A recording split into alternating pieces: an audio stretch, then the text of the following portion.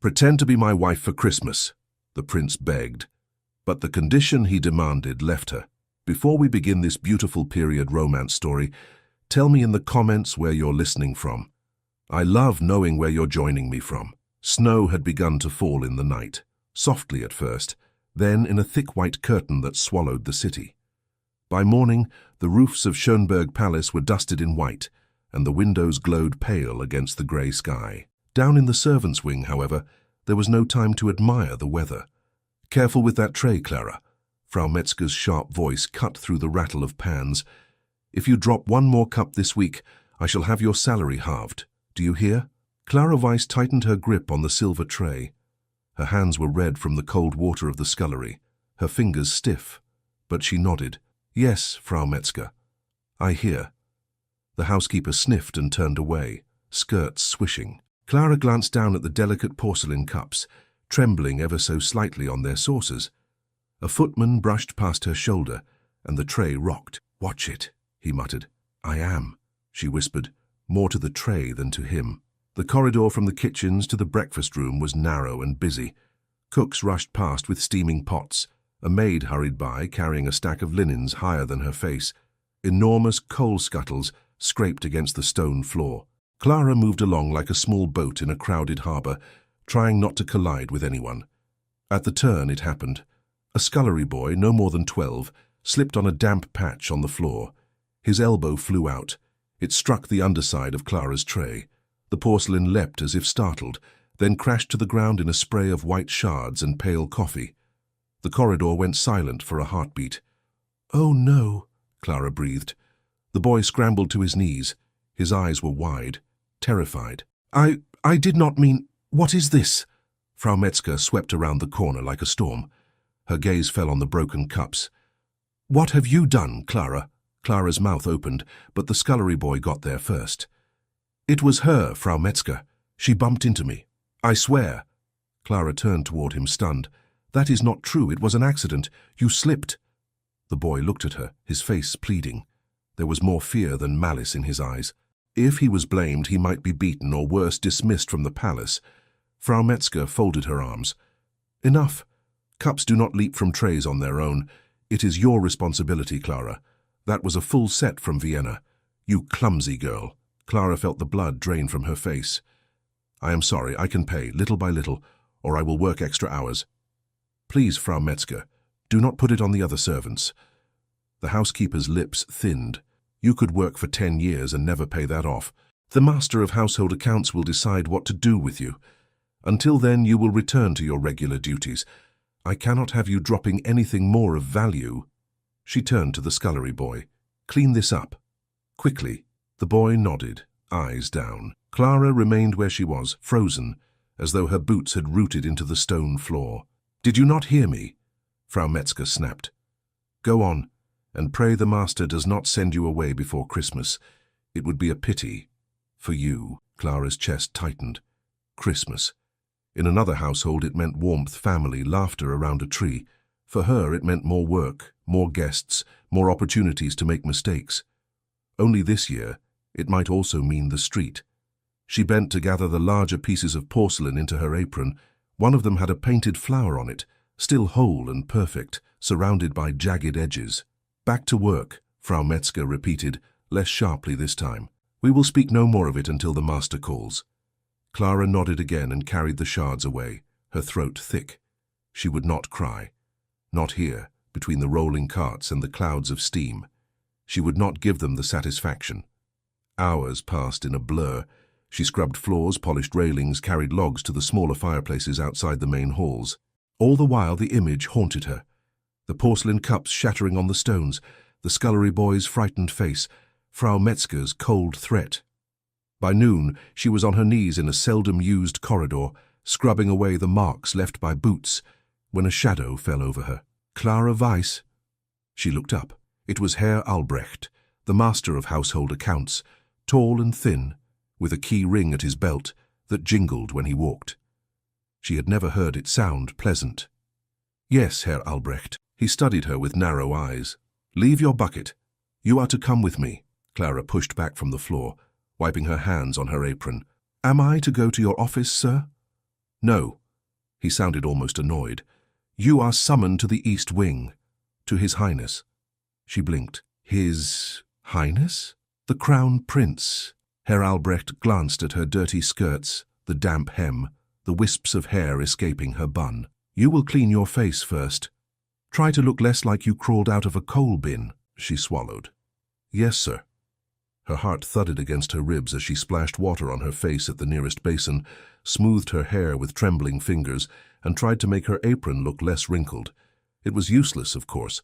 She looked like what she was, a maid who spent more hours bent over floors than standing straight. Why would the prince want to see her? Had Frau Metzger spoken to him already? Did they dismiss servants personally when they damaged expensive porcelain? She felt almost light-headed as she followed Herr Albrecht through corridors she barely knew. They climbed a narrow staircase and emerged into a hallway lined with tall windows and portraits. The air was different here, quieter. The smell of coal and boiled cabbage did not reach this part of the palace. Her footsteps sounded too loud. Hurry, Herr Albrecht muttered.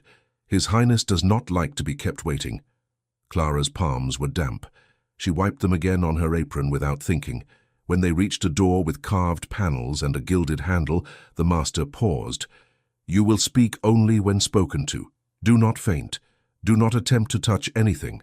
If you are dismissed, you will leave without argument. Do you understand? Yes, Herr Albrecht.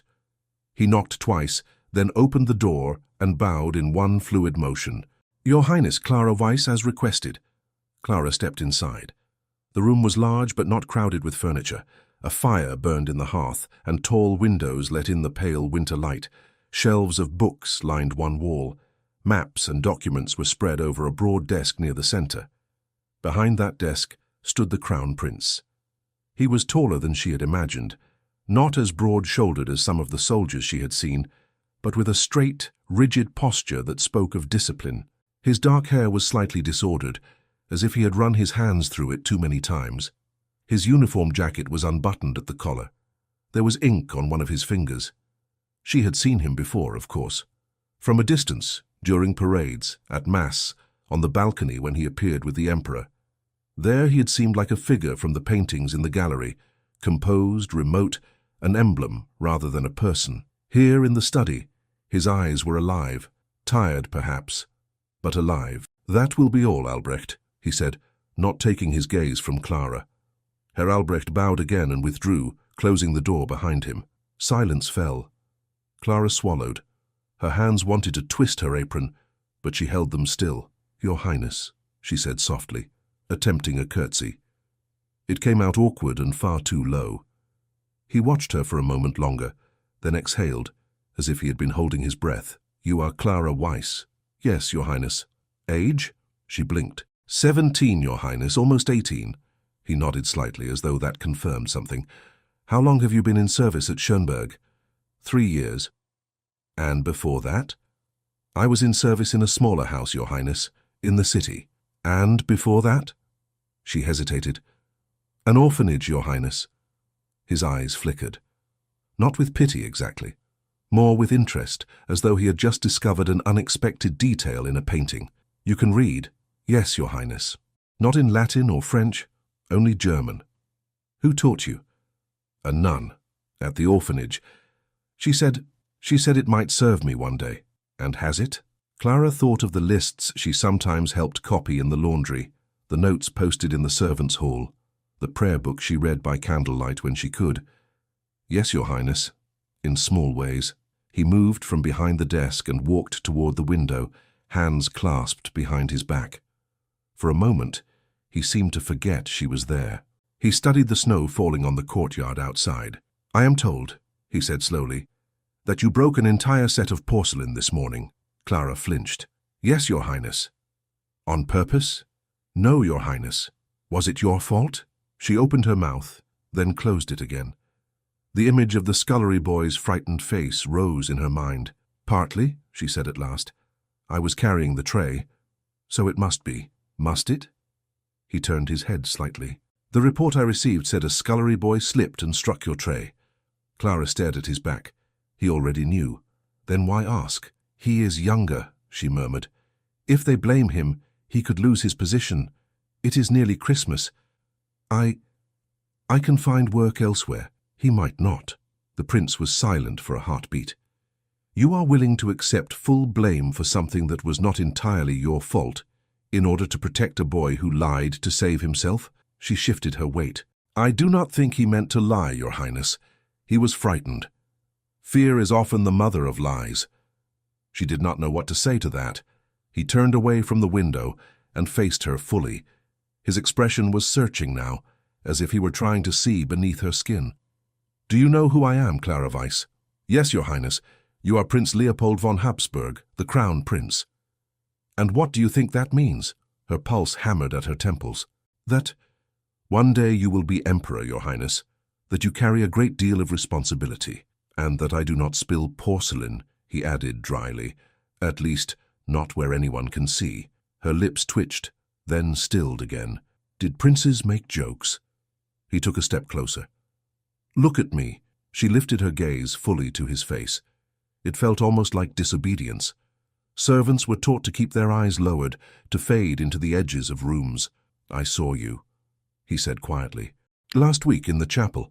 You were polishing the candlesticks after everyone left. You thought you were alone. I did not see you, Your Highness. I would never— I was in the side chapel, he interrupted, speaking with the chaplain. You looked up toward the altar. You looked tired. She lowered her eyes again. I am sorry, Your Highness. I did not mean to look so. It was not that. His voice had softened a little.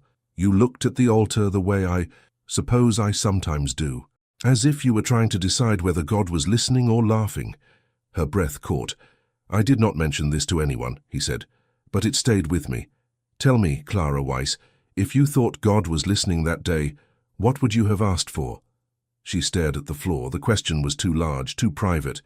I would have asked, she whispered, for a place of my own, even a single room, with a door that I could close without asking permission, and maybe someone who would knock before entering. And if God were laughing, she hesitated, then I would have asked for the strength to keep working, so that one day perhaps I would no longer care whether he was laughing or not. The prince was silent. When she finally dared a glance up, his expression had changed again. There was something like decision there now, hardening his features. You are an unusual maid, Clara Weiss, he said. You answer honestly, even when it does you no favor. I have learned, she said softly, that lies do not remain hidden, Your Highness. At least, not for the poor. Not for princes either, he muttered. He walked back to his desk, picked up a sheet of paper, then set it down again. Orderly stacks of documents lay everywhere, bearing seals and signatures. He looked as if he had been reading for hours and found nothing he wanted. Sit, he said, gesturing toward a small chair near the fire. She stared. Your Highness, I cannot— I am the Crown Prince, he said, not unkindly. I promise you, if I tell you to sit, the roof will not fall in. She obeyed, perching on the edge of the chair, as if it might reject her at any moment. He remained standing. I am in need of something, Clara Weiss. Something no minister, no general, no councillor seems able to provide. I am only a maid, Your Highness. Her voice trembled. I do not see how I could offer anything valuable. That, he said, is precisely why you might. He walked around the desk and leaned against it, crossing his arms. My father, he began, has arranged a marriage for me, with a princess from a foreign court. You would not know the particulars. It is meant to secure an alliance, silence certain factions, reassure certain bankers. It has been decided without the slightest regard for the fact that a marriage is meant to be lived, not just announced. Clara did not know what to say. Servants spoke about such things in whispers, but never out loud, never to the people involved. I have refused, he continued, repeatedly, politely, less politely. I have explained that I cannot bind my entire life to a stranger for the sake of a treaty that will be forgotten in 20 years.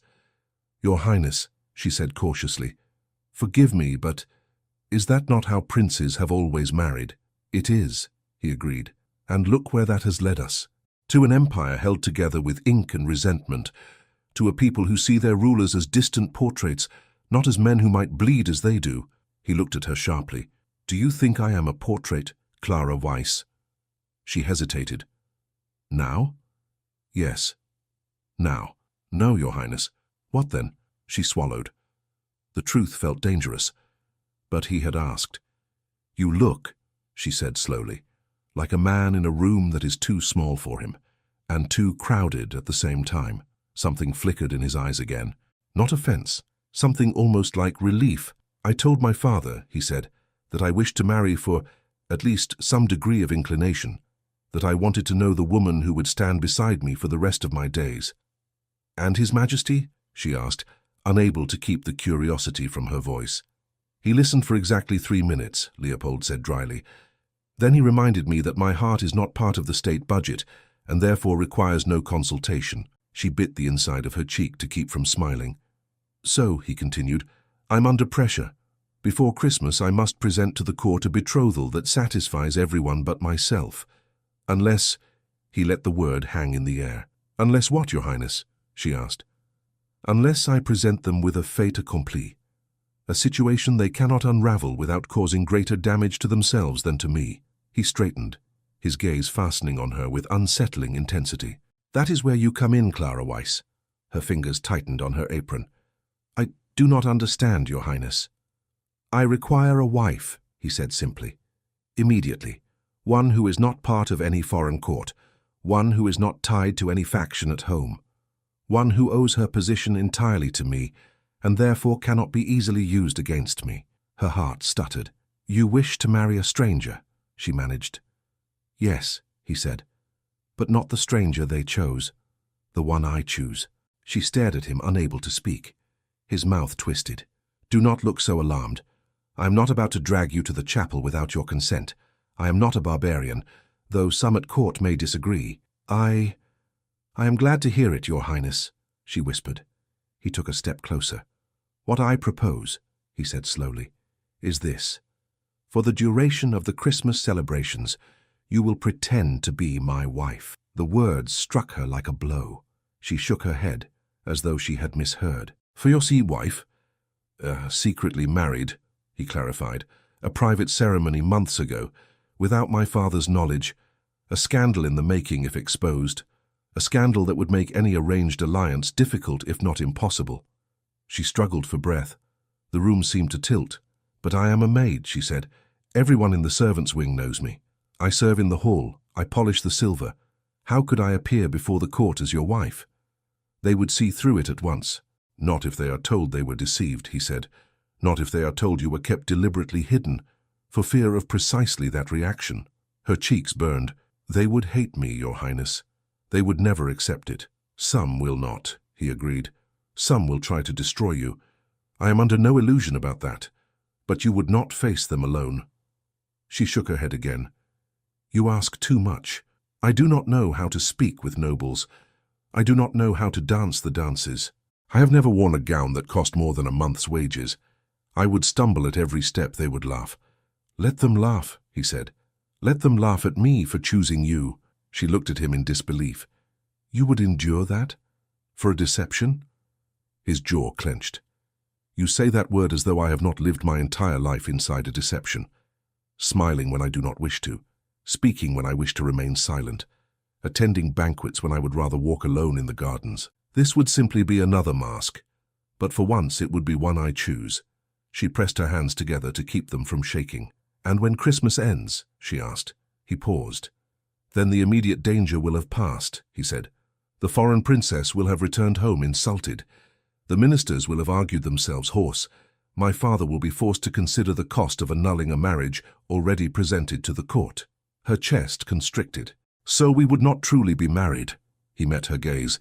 "Not in law, not in the church, but in appearance, in every way that matters to those who watch us, yes." She felt suddenly hollow. "And what will become of me?" she whispered. "When the charade is over." He stepped away from the desk entirely now. His expression changed once more, losing some of its hardness. "That," he said quietly, "is where my promise comes in." She waited. "I will not cast you aside without recompense," he went on. "I swear to you. In return for your cooperation, your courage, your silence, I will see that you are provided for. A house of your own, not a palace, but a respectable cottage outside the city. A small sum to live on, invested in your name.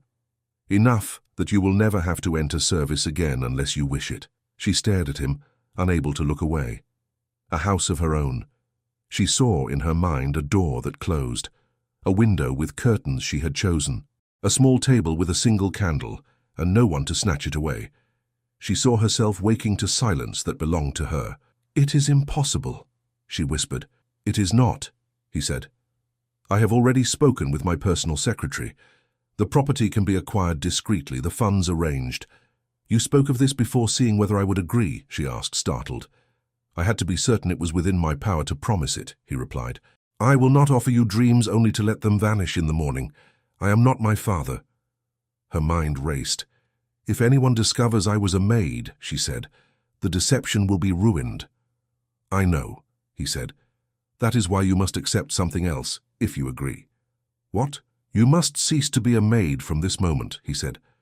"Not only in dress, but in manner, in thought. You must allow the palace to believe whatever I tell them about you, that you are of distant but respectable lineage, that you were educated privately, that we met at a small gathering far from the court." She stared. "You mean I must lie?" she said slowly. "Yes," he answered, "and you must lie well. Not with arrogance, with composure, with dignity. You must walk through the fire of their contempt as if you did not feel the heat." Her heart pounded so hard, she thought he must hear it.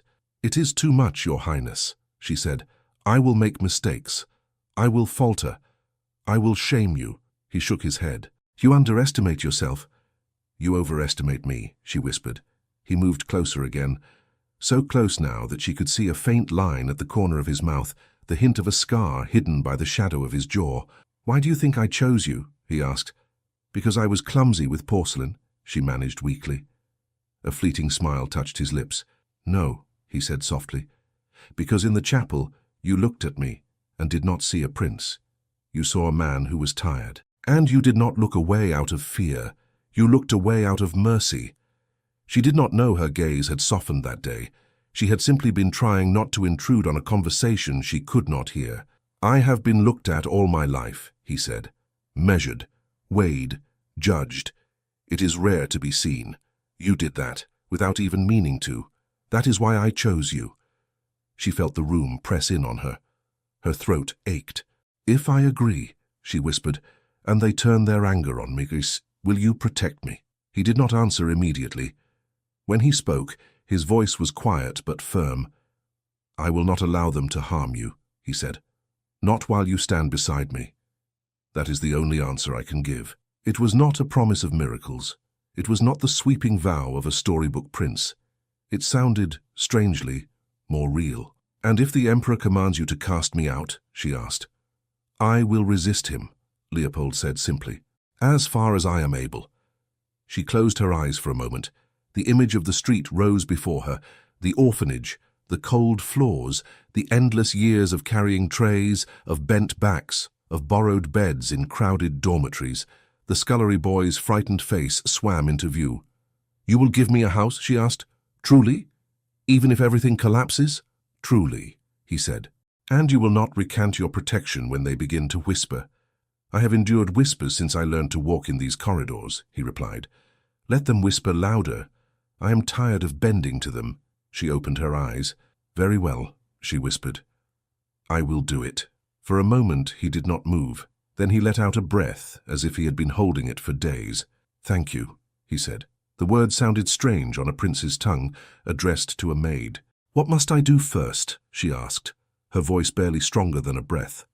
"First," he said, "I must present you to my family, not all at once. My father will come later. For now, only a few." Fear licked up her spine. "Like this?" She glanced down at her plain dress, the damp hem. "Your Highness, they will think you have gone mad." "No," he said, "you will not go like this." He crossed to a smaller door at the side of the study and opened it. "Johann," he called, "send for Fräulein Gerda, and have a suitable gown brought to the antechamber. Something simple but elegant. No embroidery that looks like it was spun from the treasury." A muffled voice answered from the next room. Leopold turned back to Clara. "You will be taken to a dressing room," he said. "Fräulein Gerda will help you change. She is discreet and has no love for the more arrogant branches of the nobility. Listen to her. She will show you how to carry yourself, where to place your hands, how low to curtsy. You will have little time, but it will have to do. What do I say to them? Clara asked, feeling faint. To the princes and princesses? To the cousins and aunts? As little as possible, he said dryly. Smile when appropriate. Do not introduce subjects. Answer briefly, and if you do not know, say so. If they mock you, do not show that it stings. His gaze softened again. You do not have to be perfect, he added. You only have to be brave. She swallowed hard and nodded. A young man in livery appeared in the doorway. Your Highness, Fräulein Gerda is on her way, he said. Good. Leopold gestured toward Clara. Take Fräulein Weiss to the antechamber. From this moment, she is not to be addressed as a maid. Do you understand? The servant blinked, then recovered. Yes, Your Highness. Clara rose from the chair on unsteady legs. Wait, Leopold said. She turned back. He walked closer, studying her, as if committing her face to memory. From this moment on, he said quietly, you must forget you were ever a maid, Clara Weiss. Whatever you feel inside, you will not let it show. You will remember the house waiting for you. You will remember that you are here because you chose to be, not because we dragged you. She nodded. Her voice would not come. He inclined his head, almost like a bow. Come, the young servant murmured at her side. This way, Fräulein. She followed him through the side door into a smaller room lined with wardrobes and mirrors. Fräulein Gerda, a woman in her 30s with a severe bun and intelligent eyes, greeted her without surprise. Between them, they stripped away Clara's worn dress, her old apron, her simple shoes, replacing them with borrowed silk, soft stockings, slippers that did not pinch. Chin up, Gerda said briskly, adjusting the bodice. You have a fine neck. Do not hide it. Clara let herself be turned and pinned and laced. A comb slid through her hair, twisting it into a smooth knot at the back of her head. A pair of pearl earrings brushed her neck like drops of snow. When they were done, Gerda stepped back. Look, she said. Clara turned toward the mirror. For a moment she did not recognize herself. The girl in the glass had the same eyes, the same mouth, the same faint dusting of freckles across the bridge of her nose. But the lines of the gown, the slope of her shoulders, the unfamiliar elegance of her hair, they made her look like someone else entirely. Stand straight, Gerda said quietly. You belong in whatever room you stand in. If you do not believe it, no one else will. Clara tried. She drew a breath, lifted her chin, let her shoulders settle back. Behind her, in the reflection, she saw the door open. Prince Leopold stepped inside, dressed now in a dark formal coat, the sash of his order across his chest. For a moment, he simply looked at her. Yes, he said at last, under his breath. This will do. She turned from the mirror to face him fully. Do I look absurd, Your Highness? She asked. No, he said. You look like someone who might change my fate. Her cheeks warmed. I will try not to fail you, she murmured. He offered his arm. We will fail each other, he said with a trace of grim humor. Repeatedly. The question is whether we will stand again afterward. She placed her hand lightly on his sleeve. His arm was steady, solid beneath the fabric. Are you ready? He asked. No, she admitted. Good, he said. Only fools are ready for such things. He led her toward the main door of the antechamber. On the other side, she knew, lay the first gathering of his family. Brothers, sisters, cousins. People whose opinions weighed more than gold in this palace. Her heart thrummed in her ears. Leopold paused with his hand on the handle. Remember, he murmured, from this moment, you are my wife. Whatever they say, whatever they think, you hold your head as if you believe it. She drew a breath. I will, she said. He pushed the handle down. The door swung open into the bright salon beyond, and the first member of the royal family turned toward them and stepped inside. The first to turn toward them was a young woman in a pale blue gown, her hair arranged with quick, careless elegance. She was not much older than Clara, with the same dark eyes as the prince, but livelier, warmer. A book was tucked into her hand, fingers marking the page. Leopold, she said, you are late. I am exactly on time, he replied. You are simply impatient, Elise. Her gaze slid to Clara, and the teasing light in it faded into surprise. She took in the gown, the pearls, the way Clara's hand rested on Leopold's arm. Oh, she breathed. So the rumor was true. Clara felt her stomach twist. Elise, Leopold said, his tone suddenly formal. "Allow me to present my wife." The words hung in the air. Clara felt them like a tide against her skin. "My wife." Elise blinked once, then set the book down on a side table. "You might have mentioned that your wife was arriving," she said, "preferably before she walked into the room." "I did," Leopold replied. "You were reading and waved me away." "That sounds like me," Elise admitted. Her eyes returned to Clara. There was curiosity there, and caution, but not cruelty. "I am Archduchess Elise," she said, stepping closer and offering her hand. "Leopold's younger sister. We had resigned ourselves to him remaining a bachelor until his hair turned grey. You must be very persuasive." Clara inclined her head and took the hand carefully. "I am honored to meet you, Your Imperial Highness," she said. I am Clara." "Clara what?" Elise asked. Clara's tongue stuck. In the rush, she had not thought what name to use. Leopold answered smoothly. "Clara von Weissenthal," he said. "Her family kept to the countryside. It was a quiet arrangement." Elise's brows lifted. "How very romantic," she said, though her tone suggested she was not fully convinced. "I hope, at least, that you had a proper ceremony." "That is between us and God," Leopold said lightly before Clara could falter. Elise studied her a moment longer, then smiled a little. "Well," she said, "you are very brave. The others will not be so gentle. You had better prepare yourself." "The others?" Clara asked. Before Elise could answer, the double doors at the far end of the salon opened wider. A tall young man entered, laughing at something said by the woman beside him. He wore a uniform similar to Leopold's, but his manner was looser, his steps almost careless. The woman on his arm had hair like polished copper and a sharp, beautiful face. "Ah, there he is," the young man announced.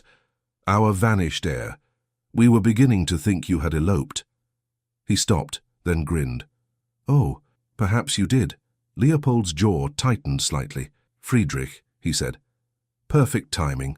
The young man bowed with exaggerated flourish toward Clara. "Crown Prince Leopold's younger brother," he said, "and your very humble servant for now." The woman with him dipped her head with elegant boredom. "Princess Marianne of Württemberg," she said. "A distant cousin, though not, it seems, distant enough to be of use in the latest family theatricals." Clara curtsied, wishing the floor would open and swallow her. "It is a pleasure," she murmured. "Look at her," Marianne said, ignoring the words. "She is terrified." "Leopold, did you drag this poor girl in from the gardens?" "This poor girl," Leopold said evenly, "is my wife." Friedrich's grin faltered. "Your what?" he asked. "My wife," Leopold repeated. "We have been married privately for some time. I have decided that Advent is as good a season as any to introduce her to the family." Silence fell for a heartbeat. Marianne's fan snapped open with a crack. "And where, pray, has this wife been hiding?" she asked. "In a tower somewhere? How very charming." "I do not care where she was hiding," Elise said sharply. "She is here now." Friedrich looked between them, then studied Clara directly. "Is this true?" he asked her. "You have been secretly married to my brother? All this time?" Yes, Your Highness," she said, forcing the words past numb lips. We wished to avoid unnecessary noise." Friedrich laughed, a short, surprised sound. "Oh, there will be noise," he said. "Very great noise.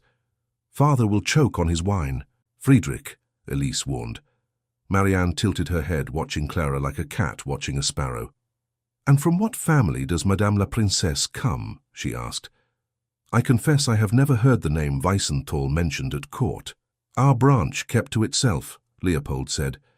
"They found court life tiresome." "How sensible of them," Elise murmured. Marianne's eyes flicked over Clara's gown, the way she held herself. "Indeed," she said. "So sensible that they did not even attend the wedding of their own daughter to the heir of the empire." "There were considerations," Leopold replied. "I am sure," Marianne said. "There always are. Well, my dear, I hope you are fond of dancing. The Christmas ball will be intense." She smiled. It did not reach her eyes. Before Clara could attempt an answer, more footsteps sounded in the hall. A cluster of older relatives arrived together, an uncle with a beard that brushed his collar, a severe aunt in heavy black silk, two younger cousins. Their conversation faltered as they saw Leopold and Clara. Introductions began, names blurred together, titles shimmered around her like a dizzying cloud. Leopold's cousins bowed and curtsied with varying degrees of sincerity.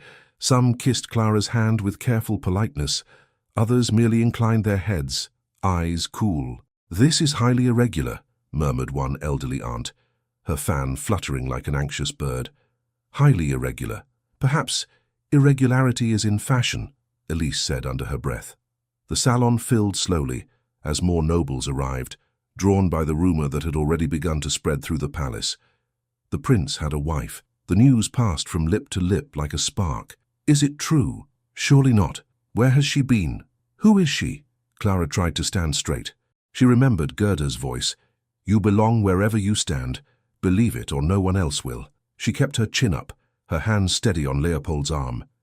He spoke little of the supposed history of their marriage, offering only a few details with calm assurance.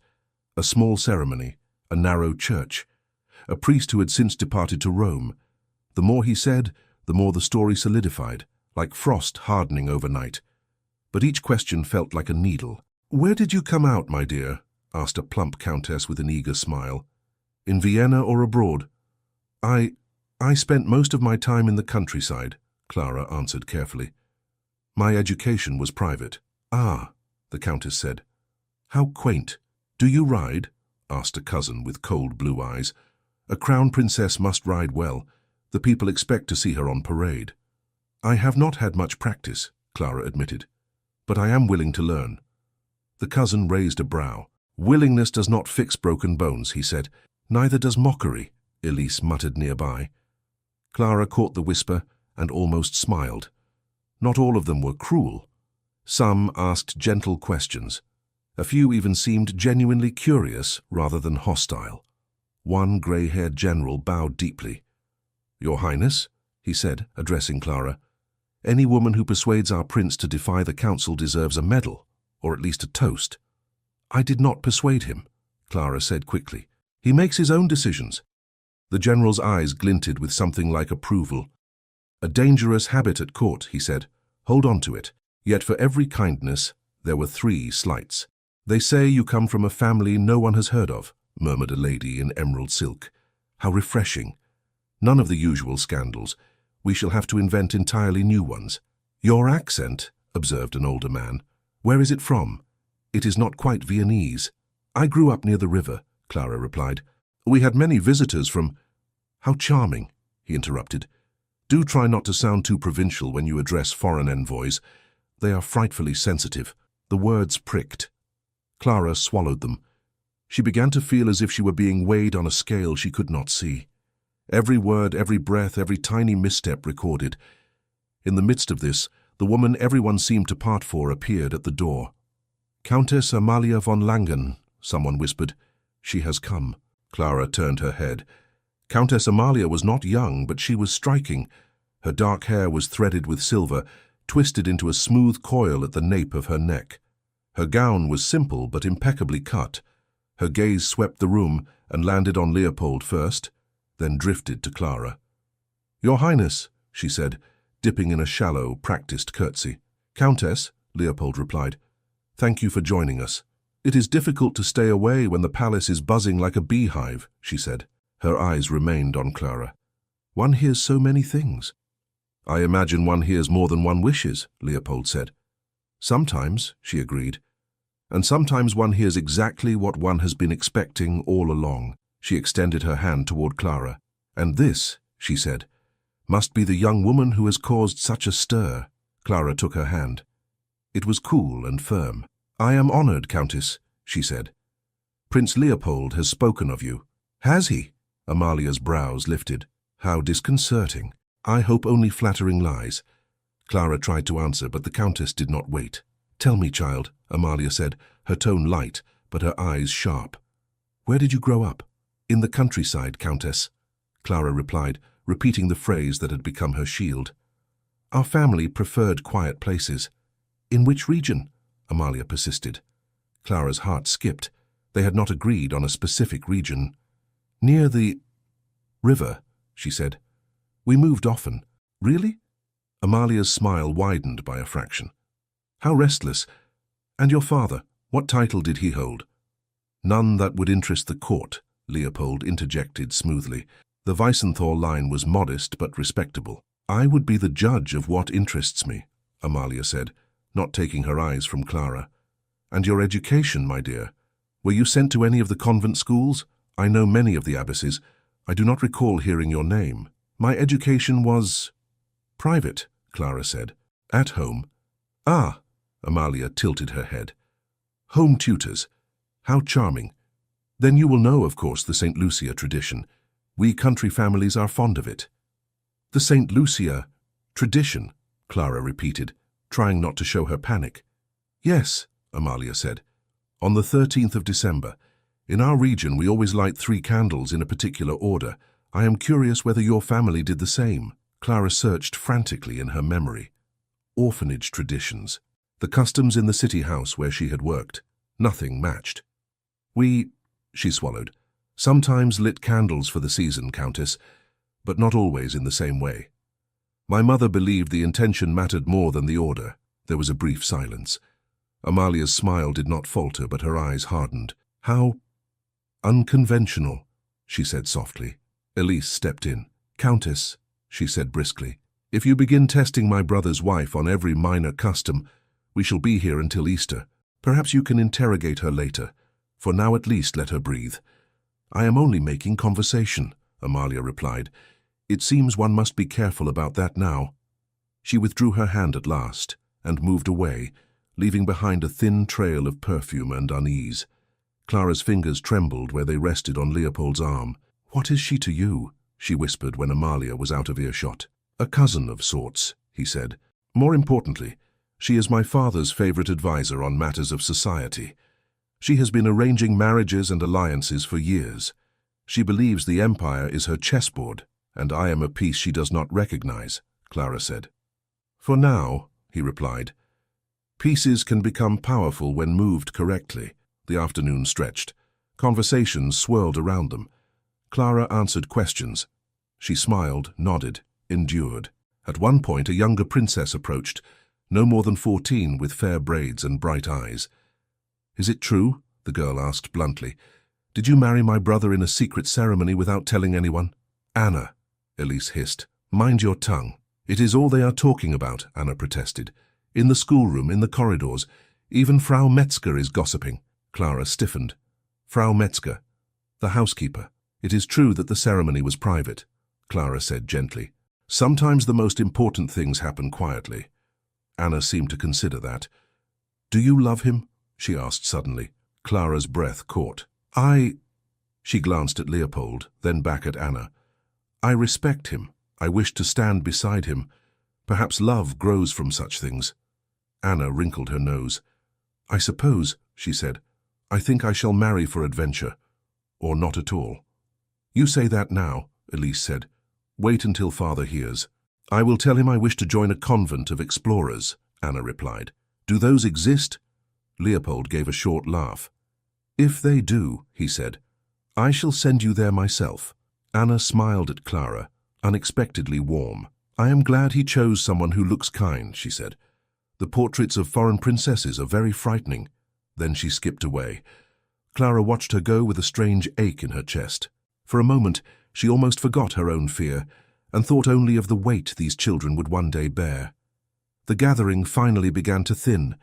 Some nobles drifted away to prepare for dinners, writing letters, endless obligations. The room grew quieter. Leopold leaned toward Clara.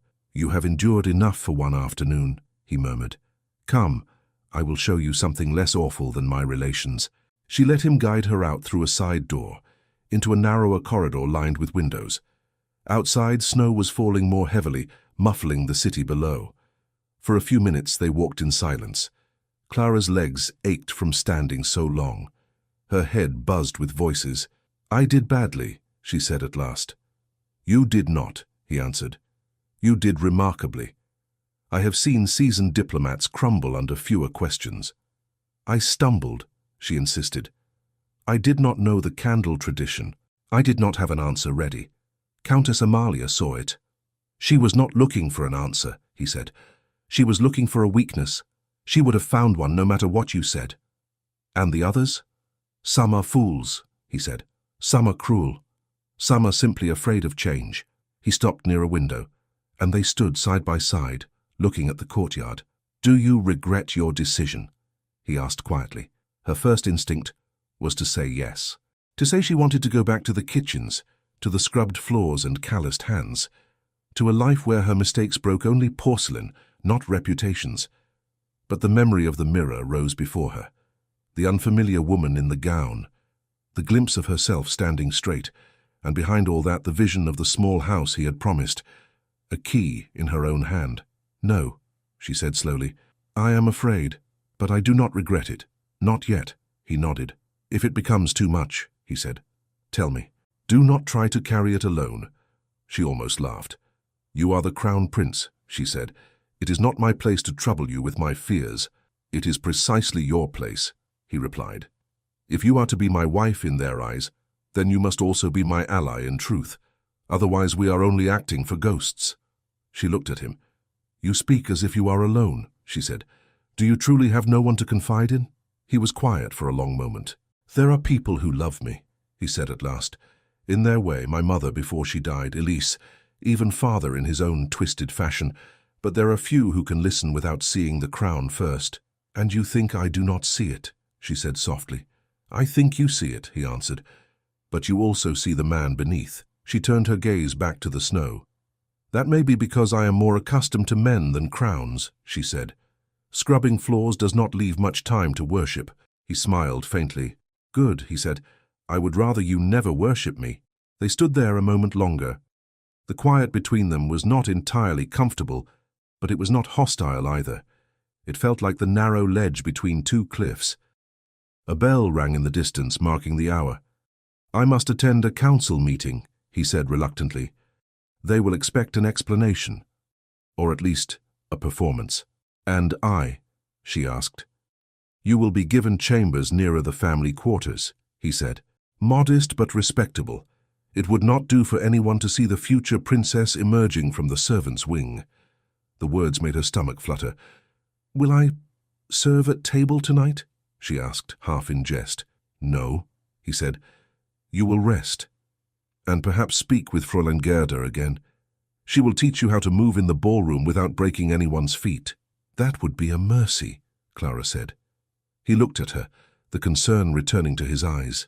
Clara, he said quietly, whatever they do, whatever they say, remember what we agreed. At the end of this, you walk away with a life of your own. No one can take that from you, not even me. If the deception is exposed, she said, they will call me a liar, a fraud. They may cast me out in disgrace. Your promise will be worth nothing. He shook his head. The property is already being arranged, he said. In your name, they can strip me of many things, but not of the power to give you that. She searched his face. Why do you care? She asked. Truly, you could have chosen a noblewoman for this deception, someone more practiced in these games. That would have defeated the point, he replied. And as for why I care, perhaps I'm selfish. Perhaps I wish, for once in my life, to do a reckless thing that does not crush someone who had no say in the matter. But I did have a say, she murmured. Yes, he said, you did. And you chose to walk into the fire with me. Footsteps echoed down the corridor, approaching. A servant appeared at the far end, bowing. Your Highness, he called, the council is assembled. Leopold straightened. Very well, he said. Clara, Johann will escort you to your new chambers. I will come to see you later this evening if I am not drowned in documents. She nodded. Go then, she said. I will try not to disgrace you in your absence. He hesitated, then did something unexpected. He took her hand briefly, where it rested on the window ledge, and squeezed it once. You did not disgrace me today, he said. They did that themselves. Then he released her hand and walked away, his footsteps firm, his shoulders squared as if stepping onto a battlefield only he could see. Johann appeared beside her. This way, Fräulein, he said gently. Your chambers are not far. They walked in silence at first. Clara's thoughts buzzed like angry bees. Johann, she asked suddenly, have you served the prince for long? 6 years, he said, since I was 15. Then you know the court better than I do, she said. "A stone knows the river that wears it down," he replied. "Whether that is better, I do not know." She huffed a short, surprised breath. As they turned a corner, voices drifted from a half-open door ahead. Low, urgent. The kind of tone people used when they did not want to be overheard, but could not keep silent. "I tell you, it is madness," a woman's voice said. "They say she was in the servants' wing only last week, carrying linens." Clara froze. Johann took a step, then realized she had stopped and turned back. "Fräulein," he murmured, "is something the matter?" She lifted a hand, pressing a finger to her lips. He hesitated, then fell still. From the open doorway the voices continued. "The prince called for her himself," another woman said, "and now she walks on his arm as if she were born to it." "A maid."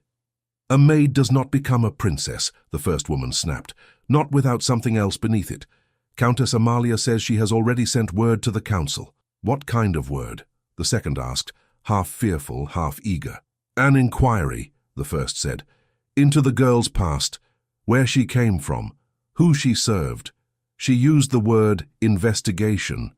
And another, the voice dropped even lower, "unmasking." The second woman gasped. "Do you think the prince knows?" "Of course he does not," the first replied, "or he would never have chosen so carelessly. But Countess Amalia will dig. She always does. And when she finds what she is looking for," her voice trailed off into a meaningful silence. Johann shifted uncomfortably. "Fräulein," he whispered, "we should not intrude." Clara's heart hammered in her ears. Her hand was cold where it clutched her skirt. Investigation. Unmasking. She drew back from the door as quietly as she could. The corridor swam before her eyes for a moment. "Are you well?" Johann asked, concern in his voice. "You look pale." "I am fine," she lied. "Just tired." He did not look convinced, but he did not press her. They walked on. Her new chambers were modest but pleasant.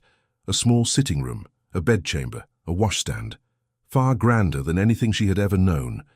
Normally, she would have marveled at the carved bed, the embroidered coverlet. Now she barely saw them. When Johann left, bowing himself out, Clara sank onto the edge of the bed. Countess Amalia was already moving against her, already pulling on threads that could unravel everything.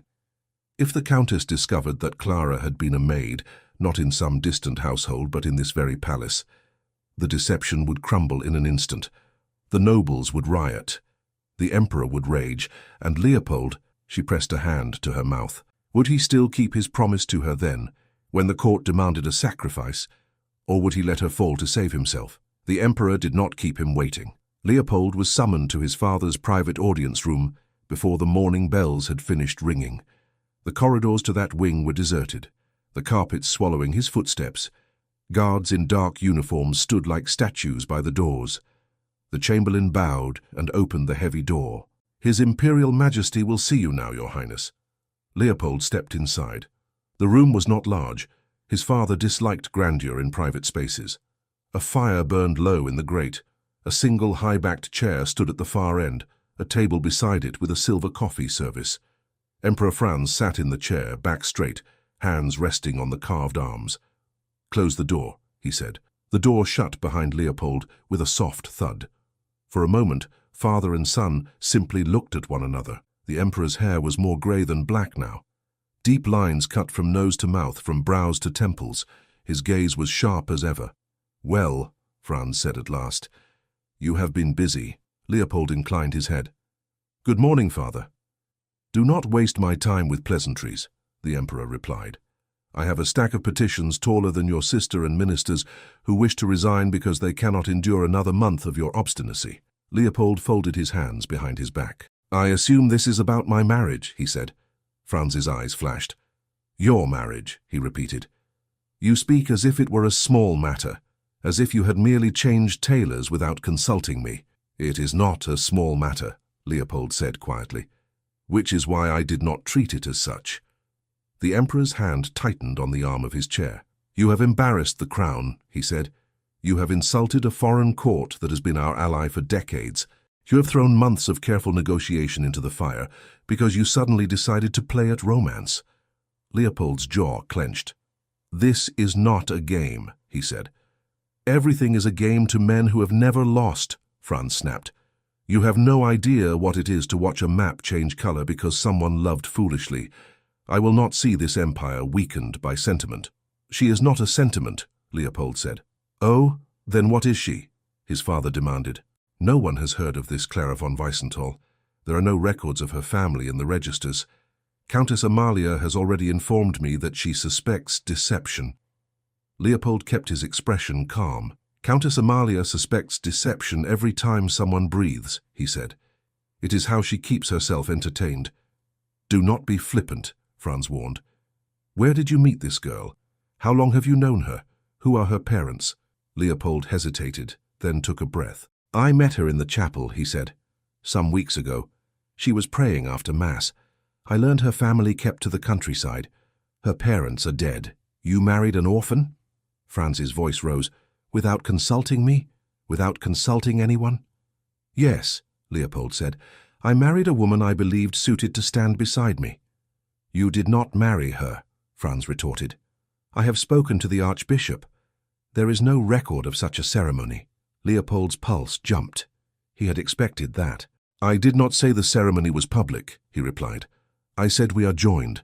The formality can be rectified. Franz's eyes narrowed. You lied to the court, he said slowly. You stood before your family and presented a woman as your wife when she is not. I presented her as the woman I intend to make my wife, Leopold answered. I did what you have always taught me. I acted decisively.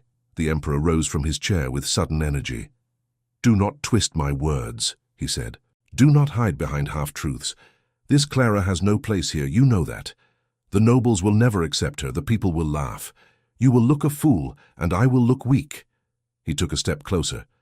You will marry the Württemberg princess as planned. Leopold did not step back. No, he said. The word hung in the air like a crack of ice. Franz stared at him. Say that again, he said softly. No, Leopold repeated. I will not marry a woman I do not choose. I will not tie my life to a treaty that may not survive the decade. I will not put a stranger beside me on the throne while I am still breathing. You presume you will reach the throne, Franz said. You presume I will place a crown on the head of a man who cannot even obey one clear command. And you presume I will be an emperor who commands obedience without earning respect, Leopold shot back. If you force this marriage, the people will see it. They will see that nothing has changed, that we are the same as every generation before us. The people, Franz scoffed. The people want bread and peace. They do not care who warms your bed. I care, Leopold said. They stood in silence for a moment, breathing hard. At last, the Emperor moved away, pacing once across the room. When he turned back, some of the heat had left his eyes. In its place was something colder. You leave me with few options, he said. If I drag you to the altar, you will stand like a condemned man. The foreign court will see it. The newspapers will feast on it. If I annul your connection with this girl, I risk making a martyr of her. The people love a martyr, especially a pretty one from humble beginnings. Leopold's chest tightened. She is more than a symbol, he said. Perhaps, Franz allowed, but she is also an instrument. You have made her one, whether you intended it or not. He walked back to his chair and sank into it, suddenly looking older. Very well, he said. Here is what I will do. You have until the end of the Christmas festivities to prove that this choice of yours will not damage the crown beyond repair. I will not announce anything until then. If, by the end of the season, the court has not revolted, the ministers have not resigned, and the people have not gathered at the gates with torches, I will consider recognizing this marriage. Consider, he repeated. I promise nothing, but I will not close the door entirely. Leopold frowned. And if they do revolt? He asked. Then I will do what must be done, Franz replied. I will declare that you acted without my knowledge, that you were misled by a girl who sought to raise herself above her station. I will annul any ceremony that may have taken place. She will be sent away, far away. You will beg forgiveness in public and marry as you were told. Leopold's hands curled into fists. You would punish her for my decision, he said. I would protect the empire, Franz answered coldly. One girl is a small price to pay. You of all people should understand that. Leopold looked at his father, really looked at him. The lines in the emperor's face, the weariness in his shoulders, the fear buried under anger.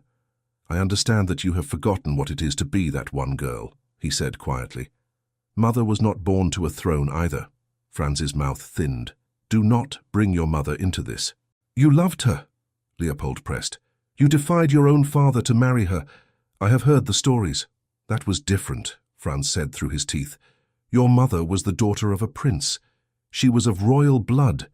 This Clara is no one." "She is not no one," Leopold said. "She is the only person in this palace who looks at me without calculation in her eyes." Franz looked at him for a long time. "At the end of Christmas," he repeated, "you will have your answer. Until then, I will not interfere publicly. Privately, I will not restrain those who question your choice. If this Clara is as strong as you believe, she will endure. If she is not, perhaps you will learn something about the difference between impulse and duty." "It is not duty to break a woman to make a point," Leopold said. "It is duty to ensure the empire survives you," Franz retorted. "You think only of your own heart. I must think of millions." He lifted a hand, dismissing him. "You may go. Send Countess Amalia to me. I wish to hear her report." Leopold hesitated. "If you allow her to attack Clara," he said, "you will make an enemy of me." Franz gave a faint, humorless smile. "You have been my enemy since the day you learned to say no," he replied. "Go, Leopold. Do what you can or what you think you can." Leopold bowed stiffly and left the room, his mind already racing ahead. He had until Christmas. Outside, in the palace, the day moved forward. Clara did not know the particulars of the Emperor's ultimatum. She only felt the change in the air. Servants watched her with a mixture of awe and suspicion. Some bowed deeper than necessary when she passed, as if practicing for a future when she might hold power. Others barely inclined their heads, their eyes sliding away, unwilling to acknowledge her at all. She spent the morning with Fräulein Gerda in a private salon, learning how to walk in a gown without tripping. "Short steps," Gerda said. "Pretend your skirts are water, you move through them, not against them." Clara tried. The silk whispered around her ankles. "Now turn," Gerda instructed. "If someone addresses you from behind, you must not pivot like a soldier. Gently. Let your shoulder lead." Clara turned, feeling foolish. Gerda clucked. "Better. Try it again, and stop looking as if you are about to be struck." "That is how I feel," Clara admitted. Gerda's face softened.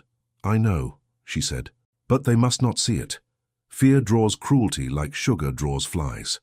They practiced curtsies, hand placements, the angle of the head when greeting someone above or below her supposed rank.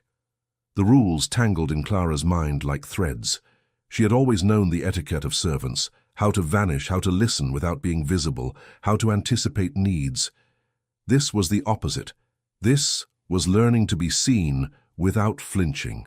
Between exercises, she stole glances at the door, waiting for Leopold.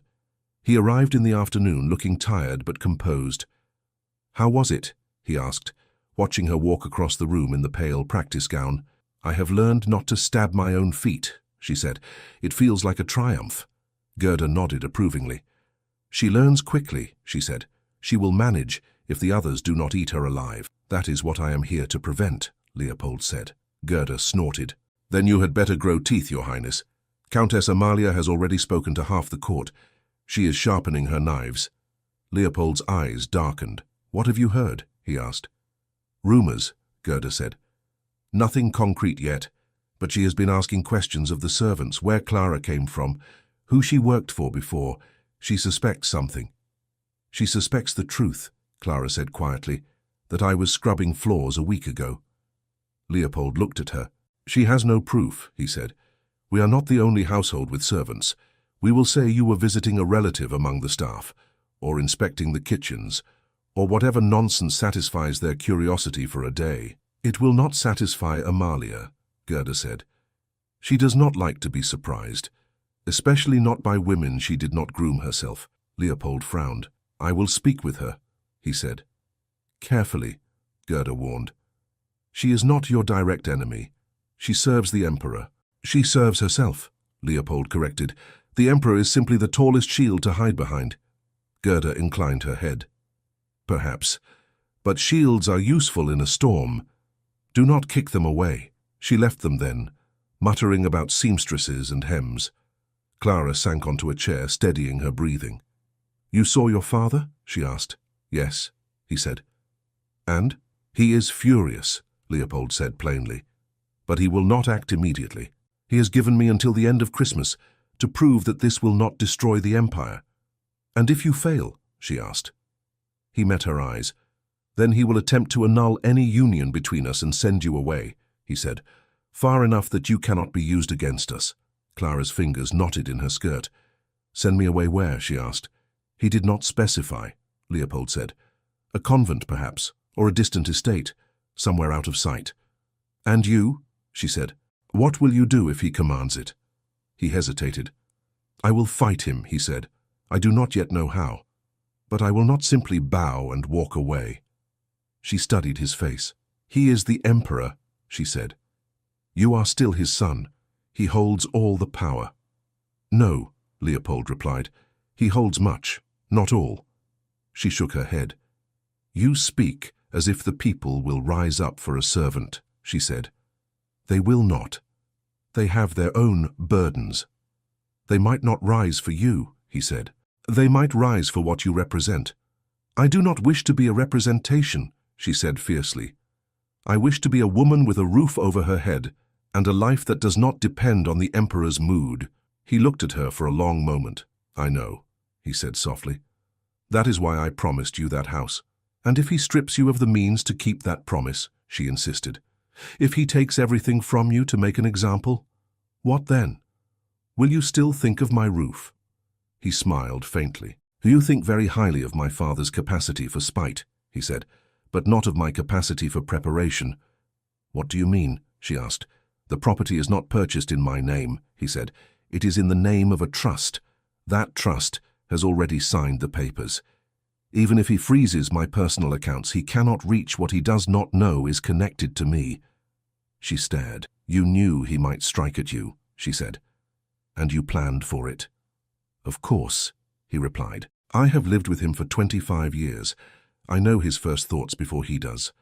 "And yet you still dared to defy him," she murmured. He tilted his head. "I dared to choose," he said. "There is a difference." A knock sounded at the door. "Enter," Leopold called. Johann peeked in. "Your Highness," he said, "Countess Amalia requests a word." Leopold's brows rose. "Does she?" he said. "How prompt." Clara tensed. "Shall I go?" she asked. "Perhaps it is better if she does not see us together." "No," he said. "Stay. I would rather she speak openly than whisper in corridors." Johann bowed and stepped aside. Countess Amalia entered without haste. Her gown today was dark wine red, her hair pinned with a single pearl comb. She looked around the room, taking in Clara, the discarded practice shoes, the open window. "How cozy," she said. "Lessons for our new princess?" "Precisely," Leopold said. "We wish to avoid any unfortunate incidents at the ball. It would be a shame if she tripped into a foreign ambassador." "I imagine she would be forgiven," Amalia replied, "at least once. Men are surprisingly tolerant of pretty disasters." Clara felt heat rise in her cheeks. "You wish to speak with me, Countess?" Leopold prompted. "Yes," she said, "and with your chosen companion. I think it is time we dispensed with the pretense that this concerns only you." Leopold's expression cooled. "Be careful," he said softly. "You stand in the presence of your future crown princess." Amalia's lips curved. "Or your temporary amusement," she said. "We shall see." She turned to Clara. "Tell me, child, how are you finding your first days among us?" "Challenging," Clara said honestly, "but instructive." "Instructive," Amalia repeated. "Such a polite word. Have you learned yet that every smile at court has teeth behind it?" "Some do," Clara said. "Some do not." "And what do you think of mine?" Amalia asked. Clara forced herself to meet the woman's gaze. "I think you smile as if you expect others to flinch," she said quietly. "And they usually do." There was a brief silence. Leopold looked startled. Johann, near the door, kept his eyes studiously on the floor. Amalia's brows rose. "Interesting," she said. "Most people flatter me. You simply describe me. Perhaps the prince is right about your honesty." "And perhaps you are wrong about everything else," Leopold said. Amalia ignored him. "You understand, Clara," she said, "that this situation you have entered is delicate." Yes, Countess, Clara replied. There are those who believe you have bewitched the prince, Amalia went on, that you lured him into a secret marriage to raise yourself. Clara's stomach twisted. I did no such thing, she said. He approached me. I did not seek him out. Amalia waved a hand. It hardly matters who stepped toward whom first, she said. Perception is reality here. You must remember that. You may be blameless in your own eyes, yet guilty in theirs, simply by existing. I cannot help existing, Clara said, before she could stop herself. Amalia's mouth quirked. No, she said. That would be too much to ask. But you can help how you do it. For your own sake. Leopold frowned. Are you threatening her? He asked. On the contrary, Amalia said. I am warning her. There is a difference. She looked back at Clara. I have made inquiries, she said. You must not take offense. It is my duty to protect this family from unfortunate surprises. Inquiries? Leopold repeated. Yes, Amalia said. I asked the usual questions. Where she came from, who her people are, what her upbringing was like. I find it curious that no one seems to have known of the Weissenthal family before yesterday. We kept to ourselves, Clara said, hearing the lie and hating it. So I heard, Amalia replied. From everyone, word for word. She took a step closer, her voice softening. Listen to me, child, she said. Whatever you are hiding will come to light. That is the nature of palaces. Secrets sink here. They never float. When they are dredged up, it is never gentle. If you have any sense, you will tell the truth now and spare yourself. Clara's hands gripped her skirts. I have told the truth I am allowed to tell, she said. Allowed. Amalia seized on the word. By whom? Clara's throat tightened. Leopold stepped between them. By her husband, he said. Me. If you wish to question anyone's story, question mine. Do not badger her. Amalia sighed. You are making this worse, she said. You always did have a talent for that. We will not discuss this further, Leopold said. You may dislike my choice, but you will respect it. Until my father decides otherwise, Clara is under my protection. Your protection, Amalia echoed. How noble. I shall be very interested to see how far that protection extends when the Emperor calls for a reckoning. She turned toward the door. Enjoy your lessons, she said over her shoulder. I do hope you include some history. It is useful to know the stories of girls who flew too close to the sun. They rarely end well. She left. Silence settled in her wake. Johann exhaled quietly, as if he had been holding his breath the entire time. Charming woman, he murmured. Leopold pinched the bridge of his nose. She knows something, he said, or thinks she does. She knows enough to be dangerous, Clara said quietly. Perhaps she has already spoken to Frau Metzger, or other servants. Leopold looked at her. We will be more careful, he said. I will instruct the staff not to speak of your past to anyone. They will be afraid, Clara said. Countess Amalia can make their lives unpleasant. And I can dismiss her from court, he said. She shook her head. You cannot, she said. She is too close to your father. If you attack her, he will see it as an attack on him. He smiled thinly. You are learning quickly, he said. She did not feel proud of that. The days that followed moved faster. Clara was drawn into a whirl of preparation. There were fittings for gowns, lessons in dance with a patient dancing master who counted time aloud and swore under his breath when she turned left instead of right. Feel the music, he insisted. Do not fight it. Let it carry you. I have spent my life carrying things, she replied, not being carried. He laughed in spite of himself. Leopold joined some of the lessons when he could, his hand steady at her waist, his instructions gentler than the dancing master's. Do not stare at your feet, he murmured. They know where to go if you trust them. I trust my feet, she said. It is the rest of me I doubt. Then trust me, he answered. Sometimes she did, and the steps flowed. For a moment they moved together without thinking, the world shrinking to the space between them. In quieter moments, he spoke to her of the court, who would side with his father, who might be persuaded to accept a common-born princess, who would never forgive such an insult to tradition. There are some lords, he said one evening as they walked along an inner gallery, who care more about their hunting dogs than their daughter's happiness, yet they will lecture me about honor. And what do you care about? She asked. He considered. Less than I should, he said, more than they think. I care about this country. I care about the children I see shivering outside the palace gates. I care about the men who come back from the border with missing limbs and empty eyes. I care about my sister's laugh, which grows rarer every year. And me? She asked, before she could stop herself. He looked at her quickly. You, he said slowly, I am beginning to care about in ways I did not plan. Her breath caught. You should not, she said. We made an agreement, a house, a season, an end. Yes, he said. I remember. Our bargain. I am not proposing that we burn it. Then do not add kindling, she said, heart pounding. He gave a soft, rueful laugh. I do not know how to stop, he admitted. It seems my heart did not receive the memorandum about limits. She looked away, her cheeks warm. Then perhaps mine must be the sensible one, she said. Perhaps, he agreed. Or perhaps neither of us has ever truly been allowed to feel anything without permission, and now that we have stolen a little freedom, we do not know what to do with it. She did not answer. She did not know how. The court, meanwhile, hummed like a disturbed hive. Whispers followed Clara through halls and salons. Did you see her yesterday? She spoke to the ambassador's wife as if they were equals. She mispronounced that French name. She did not know the motto of the Württemberg house. How can she be queen if she does not know such things? She is pretty. I will grant her that. The people will like her face, if nothing else. Faces fade. Blood does not. Countess Amalia moved among them, her smile smooth, her ears open. She asked servants quiet questions in corners. She examined old guest lists, old ledgers, old budget reports. In the servants' wing, tension grew. Some avoided Clara's eyes entirely when their paths crossed, afraid that any connection with her might bring trouble. Others gave her small nods, almost invisible, as if to say, I remember. I will not tell. Frau Metzger kept her distance. Her usual sharp comments were absent. That more than anything frightened Clara. Silence was worse than scolding.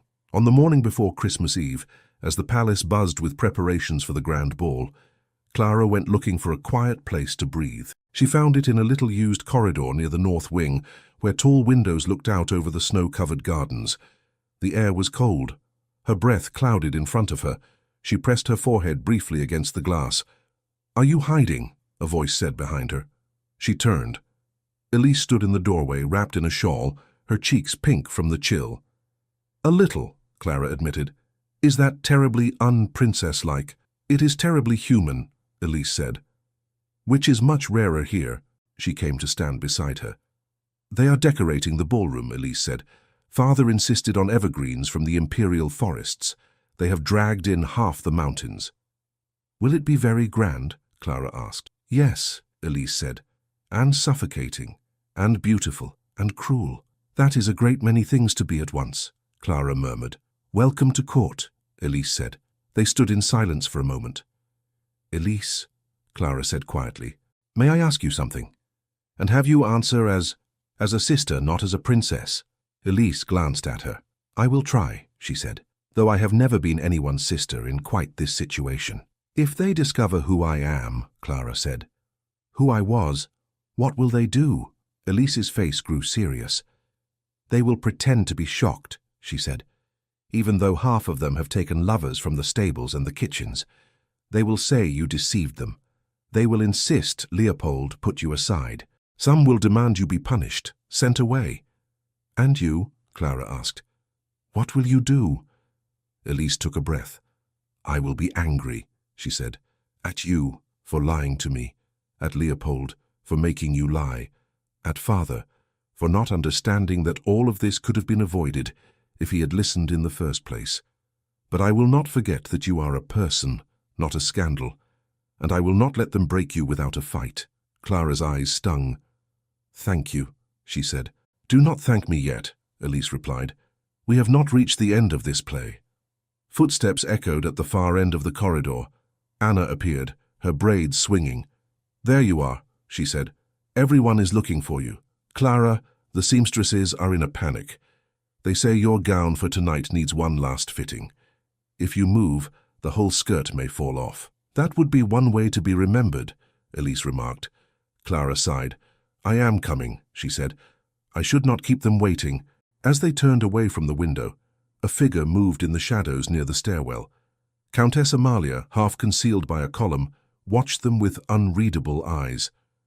By late afternoon, the palace had transformed. Candles waited unlit along the walls. Garlands of evergreen and red berries looped from balcony to balcony in the ballroom. The orchestra tuned their instruments. Footmen polished banisters until they gleamed. Clara stood on a small platform in her bedchamber, while seamstresses fluttered around her like birds. "Hold still," one muttered, pinning the hem. "If you breathe too deeply, the bodice will tear. That seems unwise," Clara said. "I cannot promise not to breathe." A laugh came from the doorway. "Do not worry," Elise said.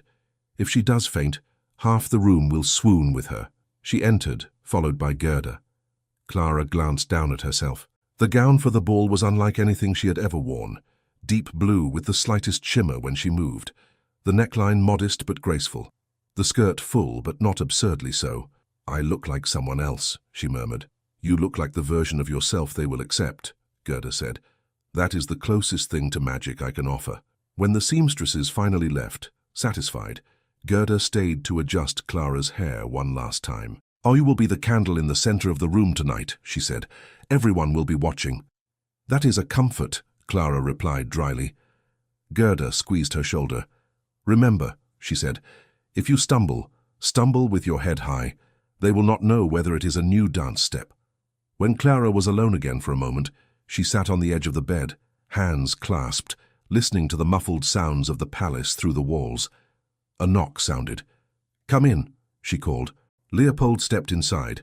He wore full formal dress, dark uniform, decorations, the sash of the Order of the Golden Fleece. His hair was neat. His expression, for once, held no trace of humor. He stopped when he saw her.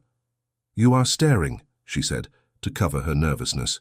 "Forgive me," he said. "I was not prepared." "For what?" she asked. "For the fact that you would make half the court forget their own names," he said. She shook her head.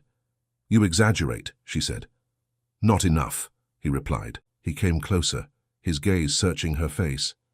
"How do you feel?" he asked.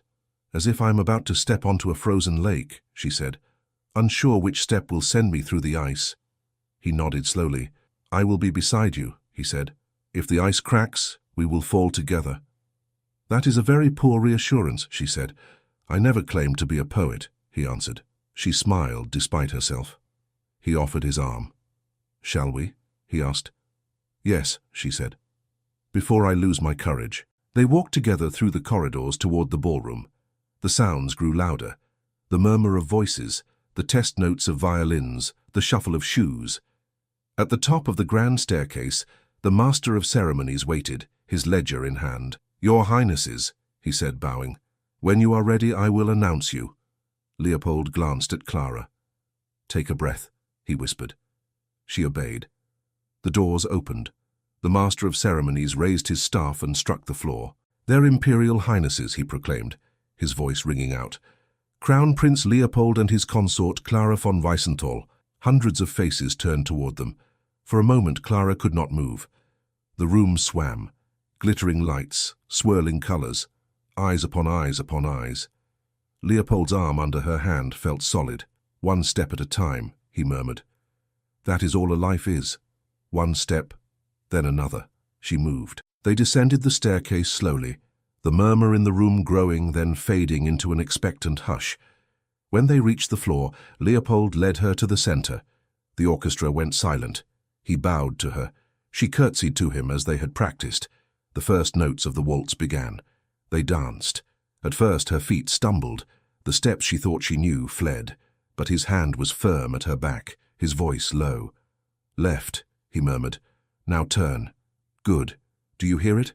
Let it carry you. Do not fight." She tried. Gradually the music seeped into her bones. The room blurred. The faces at the edges became less distinct.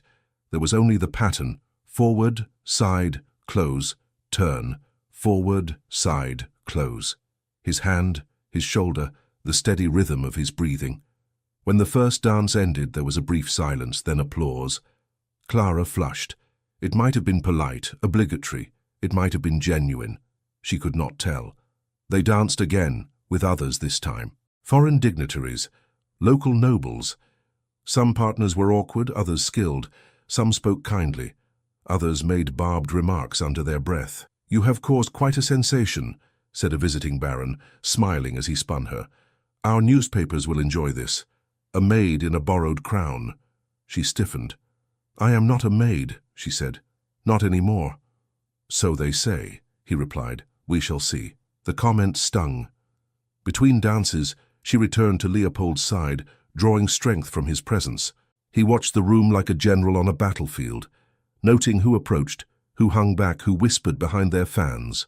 At the edge of the crowd, Countess Amalia stood near the master of ceremonies, speaking quietly. In her hand was a folded, sealed document.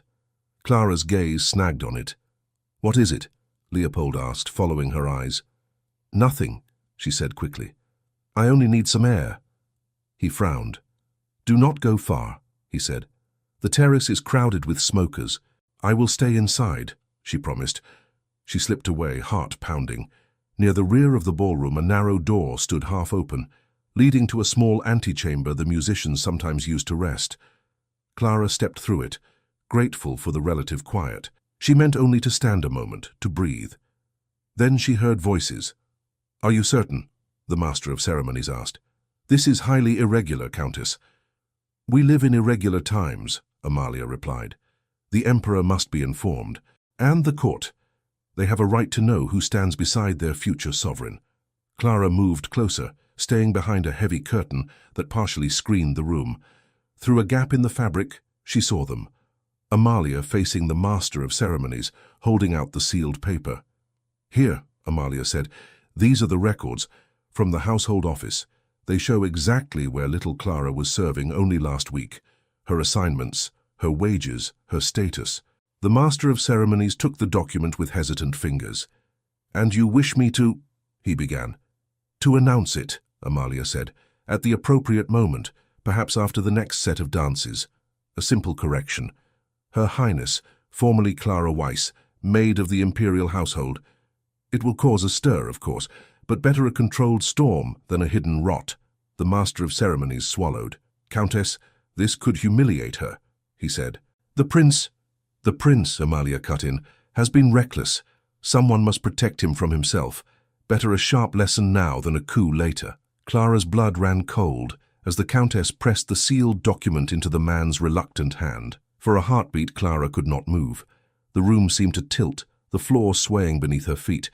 Her fingers dug into the curtain. "They will tear her apart," the master of ceremonies whispered, "in front of everyone." "They will adjust," Amalia replied. "Truth has that effect. Better they know she was a maid now than discover it in some uglier way later." "But the prince will survive," Amalia said, her voice firm.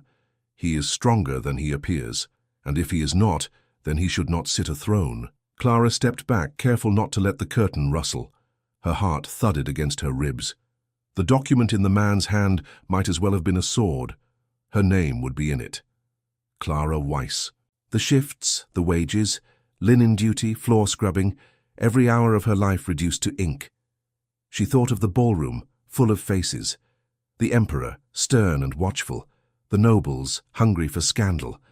Leopold, unaware on the glittering floor. He had asked her to be brave, to walk through the fire. He did not know that someone had already poured oil on the flames.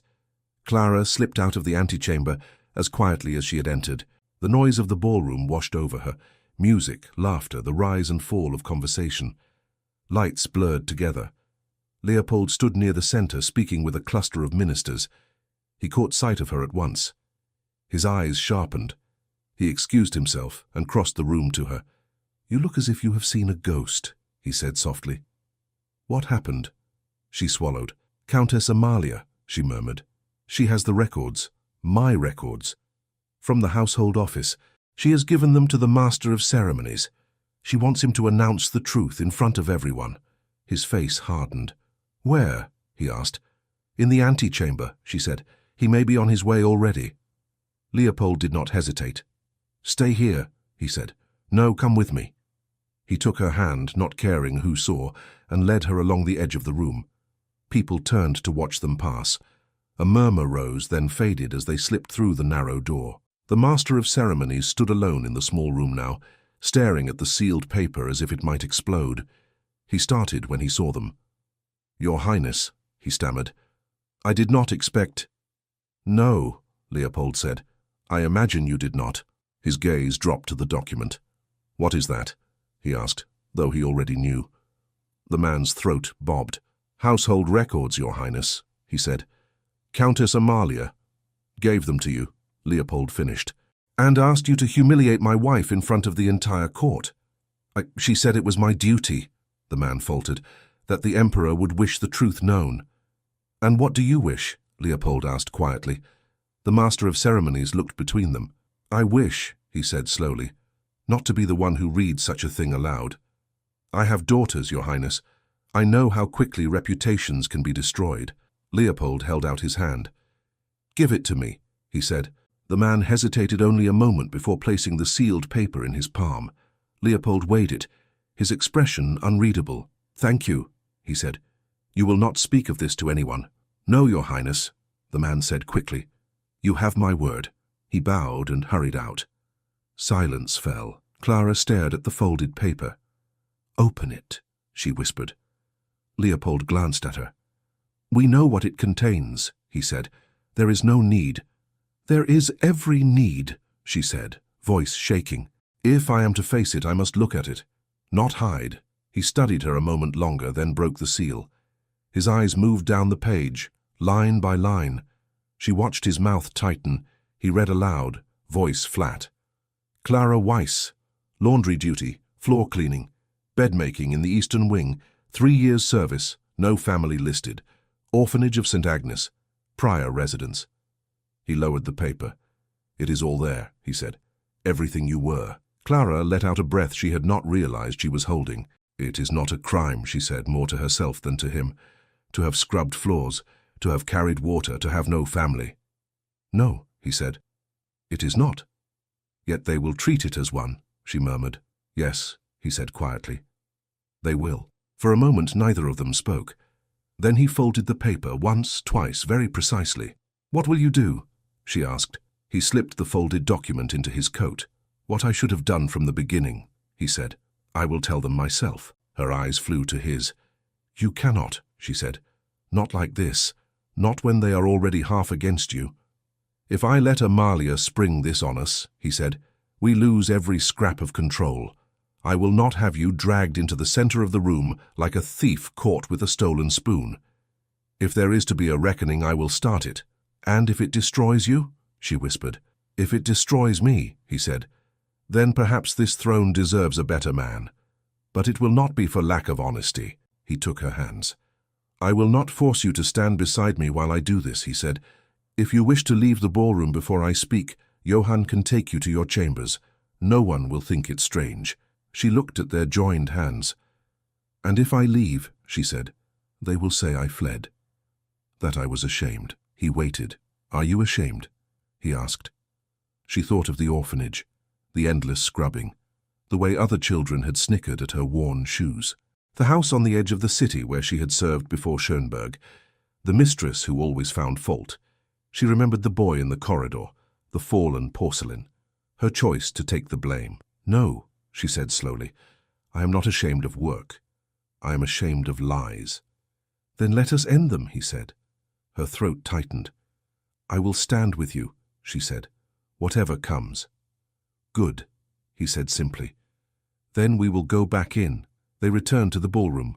The music still played, though more softly now.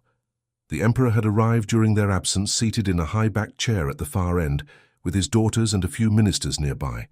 Courtiers circulated, careful to be seen in the right places. Countess Amalia stood near a column, her gaze fixed on them. Her brows rose when she saw Leopold's calm face. Her eyes flicked to his coat, as if she could see the folded paper inside. Leopold did not look at her again. He drew Clara toward the center of the room.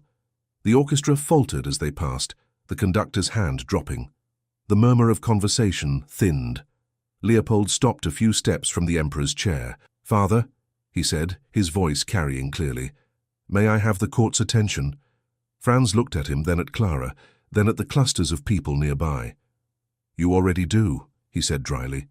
You have had it for days. There was a ripple of laughter, quickly stifled. Leopold inclined his head. Then allow me to make use of it, he said. There is something I must say to you and to everyone here. The Emperor's eyes narrowed. This is hardly the time for speeches, he said. We are here to celebrate. Then let us celebrate the right things, Leopold replied. He turned so he faced the room. Clara felt every gaze shift with him. Her heart beat so loudly she could barely hear. 2 nights ago, Leopold began, I presented Clara as my wife. Heads turned toward her, toward him, toward the Emperor. In doing so, he continued, I allowed a false impression to spread. Many of you assumed that there had been a proper ceremony, witnessed and recorded, that she came from a family like yours, with a name in the registers and a coat of arms on some dusty wall. I did not correct you. I allowed you to believe what was most comfortable. He paused. I was wrong. A hush fell, so complete that the faint crackle of candle wax could be heard. I married Clara in my own mind and heart long before any priest was summoned, he said. But there has been no official ceremony, not yet, and her family is not like yours. He reached into his coat and drew out the folded paper. In fact, he said, she has no family at all, at least none that a herald would recognize. She came to this palace as a maid. She has scrubbed your floors, carried your linens, polished the silver you eat from. For 3 years she has moved through these halls like a shadow you did not see. A wave rippled through the crowd, gasps, a few angry exclamations, faces flushed with shock or triumph or embarrassment. The Emperor's jaw tightened. Leopold, he began. Leopold did not look at him. Countess Amalia has been diligent, he said. She has obtained the records from the household office. She intended, I believe, to reveal them tonight. To protect the court from being deceived by a woman of low birth. Amalia's eyes flashed. Color rose in her cheeks. I intended, she said loudly, to protect the crown from mockery. A crown prince cannot take a maid. Enough, Leopold said, his voice sharp. You have had your turn behind closed doors, now you will listen. She pressed her lips together. Clara was a maid, he said. That is true. It is also true that she did not seek me out. She did not flirt with me in corridors or drop trays at my feet to gain my notice. A few people glanced awkwardly at one another. The stories had already grown. I noticed her, he said, because she spoke honestly when she had no reason to. Because she looked at me and saw a man, not a title. Because she has worked harder in 1 day than most of us do in a year. A murmur of protest rose at that. He let it. You are angry, he said. You feel misled. I understand. You ask, how can a maid become a princess? The answer is simple. She cannot. Not by herself. He lifted his chin. But a prince can choose to marry a woman who understands both sides of the palace walls. A future sovereign can decide that bloodlines are less important than character. Character? Someone scoffed. She lied to us. Because I asked her to, Leopold said at once. If you must blame someone, blame me. I feared your judgment. I feared my father's wrath. I thought if I wrapped her in a false name, you might accept her more easily. In trying to protect her, I made her into a liar. That is my sin, not hers. Clara felt something loosen in her chest. He was not throwing her to them. Not even now. A minister cleared his throat. Your Highness, he said, whatever your intentions, this is a grave breach of protocol. The people, Leopold cut in, already know what it is to be hungry, to be cold, to be ignored. Do you truly think they will hate me for choosing a woman who has lived as they have? Or will they recognize themselves in her and begin to hope that we might actually understand them? Hope is a dangerous thing, Countess Amalia said. So is despair, Leopold replied. He turned at last to his father. You have always told me, he said, that a ruler must be willing to sacrifice his own desires for the good of the empire. I have tried to believe that. I have tried to give up pieces of myself, until there was nothing left but duty. But what if the empire does not need another portrait in a stiff frame? What if it needs a man who can look his people in the eye and say, I chose this, not because I was told to, because it is right? Franz rose slowly from his chair. Are you lecturing me? He asked softly. No, Leopold said. I am asking you a question, as a son, as a future emperor. As a man who does not wish his first act as sovereign to be a lie, will you forbid me from marrying Clara because she was a maid? Or will you judge her by the way she stands here now under your gaze, refusing to hide? All eyes shifted to Clara. She felt their weight, their skepticism, their curiosity. She could have shrunk back. She could have lowered her head. Instead, she stepped forward. "Your Majesty," she said, her voice clear, though her hands trembled. "If I may speak." The Emperor looked at her. "You have already," he said, in silence. "The whole court has heard your story tonight without a word from you. You may as well add something to it." A few people chuckled nervously. Clara drew a breath. "I did not ask for this," she said. "I did not dream as a child of standing in this room in a gown like this. I dreamed of a door that closed, of a bed that was mine, of not being dismissed when someone wealthier frowned." Some of the nobles shifted, uncomfortable. "I know what it is to be ordered about," she went on, "to be scolded for mistakes I did not make, to clean up other people's messes and leave no trace of my own existence." She looked around the room, letting her gaze touch faces instead of windows and walls. "I know that many of you think I do not belong here," she said. "Perhaps you are right. I do not know your dances as well as you. I do not know your family histories. I cannot quote Latin or trace my blood back through a dozen titles. But I know how to work. I know how to listen. I know how to see the people you do not see." She swallowed. "If the Emperor commands that I leave this palace, I will obey," she said. "I have spent my whole life obeying. I will not break now. But if he allows me to stay," her voice wavered, then steadied, "if he allows me to stand beside his son, I will do everything in my power to be worthy of the trust. Not by pretending to be what I am not, but by bringing what I am to the service of this house." Silence fell again. Then, from the back of the room, a voice spoke. "If I may, Your Majesty," said the grey-haired general who had bowed to her days before. Franz glanced at him. "Go on, General Hauer," he said. Hauer stepped forward. "I have led men into battle," he said. "Men from farms and factories. Men who could not write their own names but would stand in front of a cannon for their comrades. I have seen noble officers run while peasants held the line. If we are to have an emperor who commands such men, perhaps it would not hurt for his wife to know what calloused hands feel like." A stir of agreement and disagreement. A noble woman in a dark gown spoke next. "My mother," she said quietly, "was a merchant's daughter. My grandfather nearly disowned my father for marrying her. He said she would bring shame to the family. Instead, she brought sense." She smiled faintly. "She taught him to read ledgers. Without her, we would have lost everything. Blood is not always the measure we think it is." A bishop, robes shimmering, cleared his throat. "The scriptures tell us," he said, "that the first shall be last and the last shall be first. We repeat it every Sunday. Perhaps it is time we considered what it might mean if taken seriously." Countess Amalia's lips thinned. "Are we to run the empire on proverbs?" she demanded. "Good intentions do not balance ledgers or calm restless provinces. A maid on the throne will not soothe men who fear losing their privileges." "Perhaps," the bishop said, "but she might soothe those who fear they will never have any." Franz lifted a hand. "Enough," he said. "This is not a market stall. We will not haggle over the crown like a bolt of cloth." The room quieted at once. He looked at Clara, at Leopold, at the faces around them. For once his expression was not easily read. "You have put me in a difficult position, Leopold," he said. "You always did have a talent for that." "I learned from you," Leopold replied. Franz almost smiled, then did not. "I will not decide this tonight," he said. A murmur rose. "Father," Leopold began. Franz silenced him with a glance. "I am not done," he said. "I will not decide this tonight because I refuse to be stampeded by scandal or sentiment. The empire deserves better than decisions made in the heat of embarrassment." He turned to the court. "You will all return to your revelry," he said. "You will not speak of this outside these walls until Christmas has passed. If I hear that a single word of this reaches the newspapers before then, I will know from which mouth it leaked, and that mouth will be silenced from my presence for a very long time." A collective shiver moved through the room. No one doubted he meant it. He faced Clara again. "You will remain in the palace," he said. "You will attend family gatherings.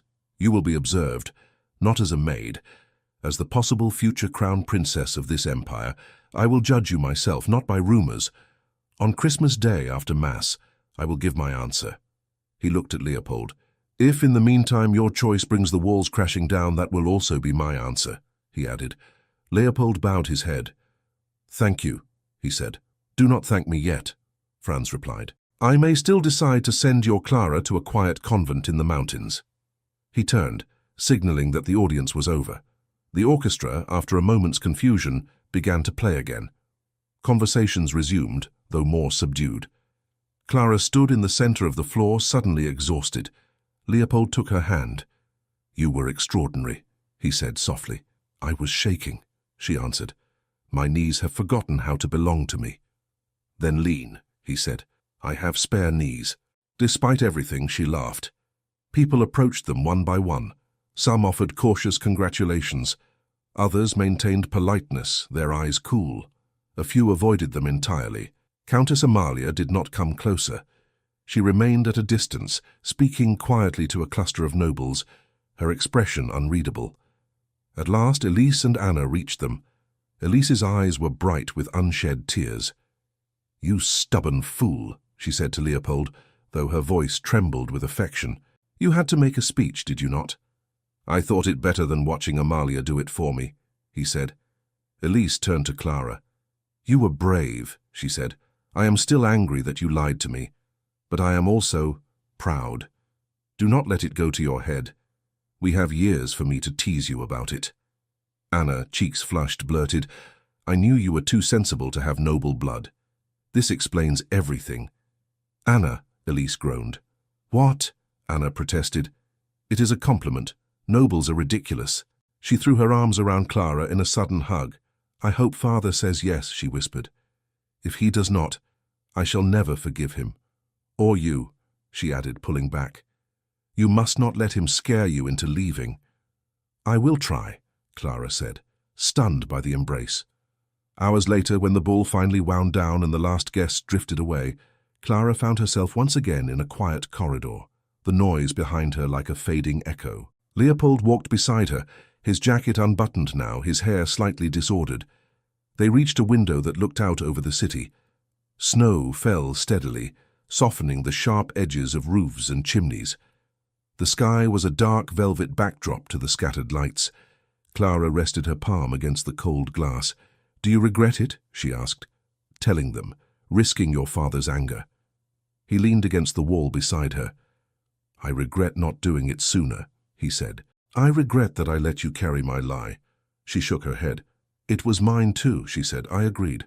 You agreed because I offered you a house, he replied. Because I dangled freedom in front of someone who had never had it. You also offered me a choice, she said. No one else ever has. Do not pretend you forced me. I walked into this with my eyes as open as I could make them. He looked at her profile, the curve of her jaw, the reflection of the snow in her eyes. Are you afraid? He asked. Yes, she said. Very. So am I, he admitted. That helps, she said. A little. He chuckled. The Emperor may still say no, she said. He may, Leopold agreed. He may also say yes, or something in between that pleases no one. If he says no, she murmured, I will leave, I must, I cannot stay where I am not wanted. If he says no, Leopold said, I will make sure you have your house, and more if I can, but do not send yourself away before he speaks. You belong here now as much as anyone. She turned to look at him. Do you believe that? She asked. Yes, he said simply. She studied his face, the lines of fatigue, the stubborn set of his mouth. You spoke of character, she said, of choosing what is right. Do you not fear you are being selfish? That you are risking the empire for a feeling? He considered. I have asked myself that 100 times, he said. But here is what I know. If I cannot make one honest choice in my own life, how can I ask an entire nation to trust my choices about theirs? And if the cost is me, she said softly, if the price of their trust is losing me. He reached out, then stopped, his hand hovering near hers on the window ledge. Then, he said slowly, I must decide whether I am willing to pay that price. Tonight I am not. On Christmas Day, we will see who I am, and who my father allows me to be. The snow fell, steady and quiet. Clara looked out over the city, Somewhere beyond those roofs, a small house was being made ready in her name, a door that would be hers to close, a table that would wait for her hands. Behind her, in the palace, decisions were gathering like clouds. For the first time since this began, there were no lies between them, no hidden past, no secret records in someone else's pocket. Whatever came next would come to two people who had seen each other clearly. Clara let her hand slide from the cold glass to rest beside his. She did not take his hand. She did not need to. They stood there in the quiet, watching the snow, two hearts waiting for an answer that would come with Christmas morning. Christmas morning came with bells. They rang from every church tower in Vienna, bright and insistent, cutting through the pale winter light. Their echoes reached Schönberg Palace, vibrating in the glass panes, trembling in the air of every corridor. Clara woke before the first chime. She had not truly slept. She had drifted in a shallow pool of rest, rising every time the wind tapped the shutters, every time her thoughts crowded in. Now she lay still for a moment, listening. Bells. Christmas, she whispered to the empty room. Her chest ached. On the table near her bed, Gerda had left a sprig of evergreen tied with a red ribbon and a small card in a neat, firm hand. For courage, it read. You have more than you think. Clara smiled faintly, then swung her legs out of bed. She dressed in a simple gown the maids had brought the night before. No silks, no embroidery. Plain grey-blue wool, well cut. She twisted her hair back with fingers that wanted to shake. A knock sounded at the door. "Come in," she called. Johann entered, his expression cautious. "Good morning, Fräulein," he said. "Is it?" she asked. "That depends on His Majesty," Johann replied. "He has sent for you. The family is gathered in the small audience chamber." Her heart jumped. "Now?" she asked. "Now," Johann said gently. "The prince is already there." Clara drew a breath. "Then there is no sense delaying," she said. "Let us go." They walked through quieter corridors than usual. Most of the palace was at mass or preparing for it. The smell of beeswax and pine drifted faintly through the air. At the door of the small audience chamber, Johann stopped. "Here," he said. "I go no farther. They will announce you." She nodded, palms damp. The guard outside opened the door and spoke her name. "Fräulein Clara von Weissenthal." She stepped inside. The room was not large, but it felt full. The emperor sat in the central chair, as he had in his private audience room, but the atmosphere was different now. No ministers, no generals, only family. Elise and Anna stood together to one side. Friedrich lounged near a window, his usual grin muted. Several aunts and uncles were scattered about, their faces watchful. Countess Amalia stood near the back, her hands folded, her expression carefully composed. Leopold stood a few paces from his father's chair. He turned at once when she entered. His face was pale, but his eyes lit when he saw her. That alone steadied her more than any ribbon of evergreen. She walked to a place midway between the emperor and the door, and curtsied. "Your Majesty," she said. "Your Imperial Highnesses." Franz studied her for a long moment. "Come closer," he said. She obeyed, stopping at a respectful distance. "Do you know why you are here?" he asked. "Yes, Your Majesty," she said. "To hear your judgment." Anna made a small protesting sound, quickly smothered by Elise's elbow. Franz's mouth twitched. "Direct," he said. "I suppose that is one advantage of not being raised at court. No endless circling." He leaned back in his chair. "I have spent a sleepless night," he said. "I do not enjoy them at my age. When I was young, I lost sleep over battles, treaties, rebellions. Now I lose it because my son has decided to rewrite the rules of marriage." A ripple of wary amusement passed through the room. "I have read your records," he went on. "I have spoken with your former superiors. Frau Metzger, for one, had a great deal to say about your habit of taking blame for others." Clara's cheeks warmed. "I did not wish the boy to be dismissed," she said. "That is what she said," Franz replied. "She seemed quite offended that you would throw yourself between her and her discipline. It upset the order of her kitchen." Anna stifled a laugh. Franz's gaze sharpened. "I also learned," he said, "that in 3 years of service you never once tried to use someone else's position to gain favor. You did not beg for easier duties. You did not scheme to move from scrub bucket to parlor. You simply did your work." "I did not think I had a right to demand better," Clara said quietly. Everyone has a right to demand better, Franz said. The question is whether they have the power to do so. He shifted his gaze to Leopold. You have given her that power, he said. By bringing her here, by placing her in the center of a storm, you dressed her up, called her your wife, and tossed her into a sea of sharks. Did you think about what would happen when they smelled blood? Leopold's jaw tightened. I thought, he said, that I could shield her with my rank. I was wrong. I am trying to correct that, Franz grunted. You cannot correct everything with a speech, he said. Though I admit last night's effort was effective. There was a hint of reluctant respect in the word. He turned back to Clara. You spoke well, he said. You did not beg. You did not perform. You simply said what you knew. That is rare here. Clara swallowed. Thank you, Your Majesty, she murmured. Do not thank me yet, he said. You may not like what comes next. He rose from his chair. When I was your age, he said, looking past her to some point only he could see, I fell in love. The room shifted. This was not a story many had heard. She was not a princess, he said. She was the daughter of a minor count, clever, stubborn, fond of horses and arguments. We were not supposed to meet at all, but we did. In a stable, of all places.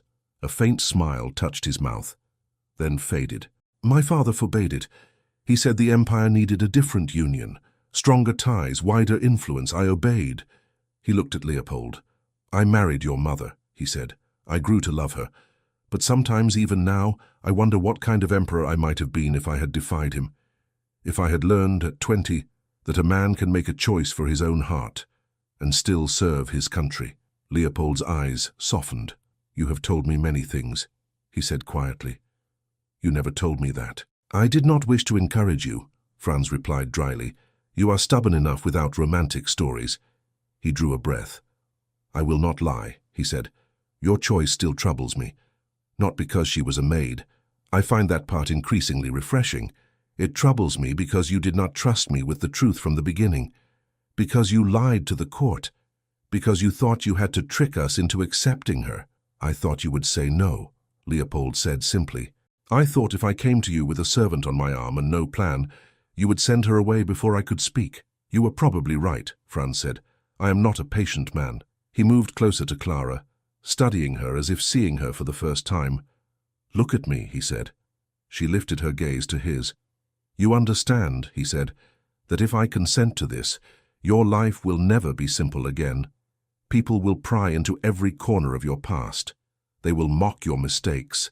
They will attribute to you every change they dislike. They will call you an upstart, a schemer, a symbol of everything they fear. Yes, Your Majesty, she said. And still you wish this? He asked. She swallowed. I wished to be free, she said. That was my first wish, a house, a door, a life that did not depend on someone else's temper. The prince offered me that. I accepted. You could still have it, Franz said, even if I send you away. I know very well what he has arranged. She blinked. You know about the house, she whispered. I am the emperor, he said. Do not look so shocked. There are very few shadows in this palace that I am unaware of. Leopold stared. You said nothing, he said. I was curious to see what you would do when you thought you were being very clever, Franz replied. It has been entertaining. Clara almost smiled. Almost. Franz's gaze returned to her. You have your house, he said. In a manner of speaking, the papers are signed. The trust holds the deed. You could leave today. No one would stop you. You would have the simple life you dreamed of. Her chest tightened.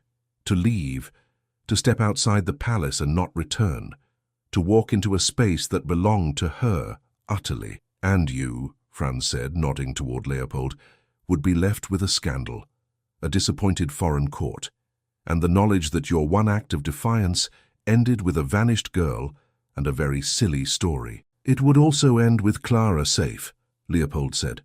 Franz's eyes narrowed. Would you let her go? He asked. If she asked it? Leopold looked at Clara. His voice, when he spoke, was quiet and steady. If you wish to leave, he said, I will not stop you. I will not drag you back. I will not send guards to your door. You will be free. I will face whatever comes. Alone. The word settled between them. Clara's heart twisted. "What do you wish?" she asked him. "Not as a prince, as a man." He did not hesitate. "I wish," he said, "to wake up each day knowing you are somewhere within these walls, to see you walk into a room and not feel as if the air has been stolen from it, to argue with you, to laugh with you, to make mistakes and learn how to mend them together. I wish to marry you, not in pretense, not to spite anyone, but because I love you." The room faded around them. Clara's throat closed. "You said you should not care for me," she whispered. "That it would complicate everything." "It has," he said, "and I do not care." Franz cleared his throat. "You see my problem," he said to the room. "My heir is in love. Our maid is honest. And I am old and very tired of watching young men make the same mistakes I did." Elise blinked rapidly. Anna sniffled loudly. Countess Amalia stood perfectly still, her jaw tight. Franz lifted his hand. "Clara Weiss," he said, "or Clara von Weissenthal, if we must pretend your name has more syllables. I will not send you away, I will not hide you. I will not bless this union in secret and pretend you are someone's distant cousin. If you and my son still wish to marry after hearing what I am about to say, you will do so with my acknowledgement." Leopold exhaled sharply. "What conditions?" he asked warily. Franz gave him a sharp look. "Do not interrupt when you are being granted what you want," he said. He faced Clara fully. "If you marry my son," he said, "you will be more than his comfort. You will be the bridge between this palace and the people who scrub its floors. You will not forget where you came from. You will not allow him to forget. You will spend time in the kitchens, in the laundry, in the streets, not as a curiosity, but as someone who understands. You will use whatever influence you gain to make this place less blind." Clara nodded, tears burning behind her eyes. "I would have tried to do that anyway," she said. "Good," Franz replied. "Then we are not entirely at odds." He looked at Leopold. "You, boy," he said, "if you marry her, you accept that you are binding yourself not only to her, but to the idea she represents. You cannot parade her before the people as a symbol of change and then govern as if nothing has changed. You will listen when she speaks. You will not hide behind her when you are afraid of my disapproval." Leopold almost smiled. "I thought you did not wish to encourage me," he said. "I do not," Franz said. "Yet here we are." He sighed. "I will face the ministers," he went on. "I will face the foreign courts. I will swallow my pride and admit that my son has chosen a path I did not expect. In return, you will not make me regret it more than necessary." He extended his hand toward Clara. "Come here," he said. She stepped closer, her pulse roaring in her ears. He took her right hand in both of his. "You are not my choice," he said plainly, "but you are his, and I am beginning to suspect that he may be right more often than I allow." His grip tightened, surprisingly warm. "Welcome to this family, Clara. If you survive us, you will have earned your place." The room let out a breath it had been holding. Elise began to clap, ignoring the disapproving look of an aunt. Anna joined her eagerly. Others followed, some slowly, some more sincerely. Countess Amalia's hands remained still. Her eyes met Clara's over the heads of the others. There was no warmth there, but something had shifted. The woman inclined her head very slightly, not in surrender, in acknowledgement. Leopold stepped forward until he stood mere inches from Clara. His voice dropped to something only she, his father, and the nearest few could hear. "Clara Weiss," he said, "in front of my family, with my father's reluctant blessing and the knowledge that we are both fools, will you marry me? Truly. Today, in the chapel, with witnesses and a priest who will not pretend he mislaid the register." A laugh broke through her tears. "You have a very odd way of proposing," she said. "I am a very odd man," he replied. "Say yes before I start reciting political conditions." Her breath trembled. "Yes," she said. "I will marry you." Relief washed over his face. He lifted her hand and pressed his lips to her knuckles, a gesture so simple and reverent that it stole her breath again. "Good," he murmured. "Then let us do it before anyone wakes up and decides this is a dream." The rest of the morning moved like a whirlwind. Servants ran with quiet urgency, preparing the chapel. A priest was summoned, hastily robed, his eyes wide but shining. Elise and Anna dragged Clara away to help her dress, their chatter a blend of nerves and delight. "You are shaking," Elise said, fastening a row of tiny buttons. So are you, Clara replied. That is only because I will be expected to cry elegantly, Elise said. I am not good at elegant crying. Anna bounced on her toes. Do you think I will be allowed to throw flower petals? She asked. You are 14, Elise said. You are too old for petals. I am never too old for petals, Anna declared. Gerda arrived with a box in her hands. From His Highness, she said, her eyes soft. Inside, nestled on a piece of velvet, lay a simple circlet of gold. Not the heavy jeweled crown of a queen, a modest band, engraved with tiny leaves. Clara touched it with reverent fingers. I cannot wear that, she whispered. It looks like it belongs to someone else. It belongs to whoever puts it on, Gerda said. That is the secret of all crowns. When they were finished, Clara stood before the small mirror. The gown she wore now was ivory, with a high neckline and long sleeves. Modest, pure. Her hair was braided and coiled, pinned with a few small pearls. She looked like a bride. Elise's eyes glistened. Do you remember when we met? She asked. I thought you were terribly frightened. I was, Clara said. Are you now? Elise asked. Yes, Clara answered. But I am also grateful that you came to that cold window, that you did not turn away. Elise hugged her tightly. You are my sister now, she said. Whatever happens. Anna threw her arms around both of them. And mine, she said. If you ever decide to run away, you must take me with you. I will keep that in mind, Clara laughed. They walked together to the chapel. Unlike the main cathedral in the city, the palace chapel was small and plain, its beauty in its simplicity. White walls, wooden pews, a few paintings of saints who had also made impossible choices. The imperial family waited in the front rows. A few trusted nobles were present, those who had not flinched the night before when opinions had been asked. General Hauer, the noblewoman whose mother had been a merchant, the bishop who spoke of scripture. Leopold stood at the front, near the altar. When he saw Clara, he forgot to breathe for a moment. She moved down the aisle, her steps slow but steady. The murmuring stopped. The priest cleared his throat, but no one looked away from her. She reached Leopold's side and took her place facing him. He leaned closer, his voice barely a whisper. You are the bravest person I know, he said. I am terrified, she whispered back. That is what makes it brave, he said. The priest began. The words of the ceremony were familiar to many there. They had heard them at a dozen weddings. Yet today they felt sharper, more alive. Do you, Leopold von Habsburg, take this woman, Clara, to be your lawfully wedded wife? The priest asked. Leopold looked into her eyes. I do, he said, with all that I am and all that I am not yet. And do you, Clara, take this man, Leopold, to be your lawfully wedded husband? The priest asked. She drew a breath. I do, she said, with all the courage I can find and all the love I am still learning to give. He slid a ring onto her finger, not a massive gem, but a simple band of gold that matched the circlet she would wear one day. She slipped a ring onto his hand as well, her fingers brushing his. In the name of God and before these witnesses, the priest said, I declare you husband and wife. What God has joined, let no man put asunder. Leopold did not wait for further invitation. He lifted her face in his hands and kissed her. It was not a grand, sweeping kiss no one would forget. It was gentle, sure, filled with relief and promise. It tasted of cold air and candle smoke and the salt of unshed tears. The chapel blurred around them. When he drew back, his forehead rested against hers for a moment. My wife, he said softly. She smiled, tears spilling over at last. My husband, she answered. Applause broke out, not the polite clap of duty, but real human warmth. Elise cried openly. Anna cheered. Even General Hauer wiped at one eye. The Emperor stood.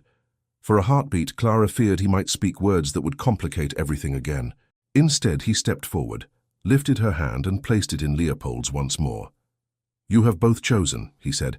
Now we will see what you make of that choice. There was no blessing spoken aloud. It was in his gesture. Later, after a small wedding breakfast where Anna indeed scattered petals, and Friedrich made toasts that veered dangerously close to irreverent, Leopold led Clara through a series of passages she had never known existed. Where are we going? She asked, half laughing. To meet your new subjects, he said. They emerged onto the palace balcony. A murmur rose from below like the sound of the sea. Word had spread, of course. It always did. People had gathered in the square outside, despite the cold, craning their necks, stamping their feet, talking all at once. When Leopold and Clara appeared, the murmur swelled. Some faces showed shock, some delight, some skepticism. They looked up at a prince in uniform, and at his side not a foreign princess in layers of jewels, but a young woman in a simple ivory gown, her hair coiled like any other girl's on her wedding day. Leopold raised his hand. "My people," he began. Clara's hand tightened in his. He glanced at her and smiled. "Our people," he corrected. "You have heard many things. Rumors, stories, some of them true, some less so. You know that the woman beside me did not grow up in palaces. She has scrubbed floors like yours. She has known hunger, she has been cold. Today she is my wife." The crowd shifted. A voice called out, rough and curious. "Is she one of us, then?" Clara stepped forward before she could second-guess herself. "I was," she called back, surprised at the strength in her own voice. "I suppose I still am. I will not forget it. I will never pretend I woke up with this crown on my head. If I'm to stand here, I will stand as someone who knows what it is to stand down there." There was a pause. Then someone began to clap. It spread, hesitant at first, then louder. A cheer rose, not as thunderous as those for military victories or royal births, but real. Leopold looked at her, his eyes bright. "You are learning quickly," he murmured. "You are a terrible influence," she replied. He laughed. As they stood together, the snow began to fall again, soft and slow. It caught in her hair, on his shoulders, on the stone of the balcony. For a long moment Clara let herself simply feel. The cold on her face, the warmth of his hand, the hum of the crowd, the steady beat of her own heart, no longer trying to escape her chest. Humiliation had brought her here, she thought. A broken tray, a lie in a corridor, a prince's desperate plan.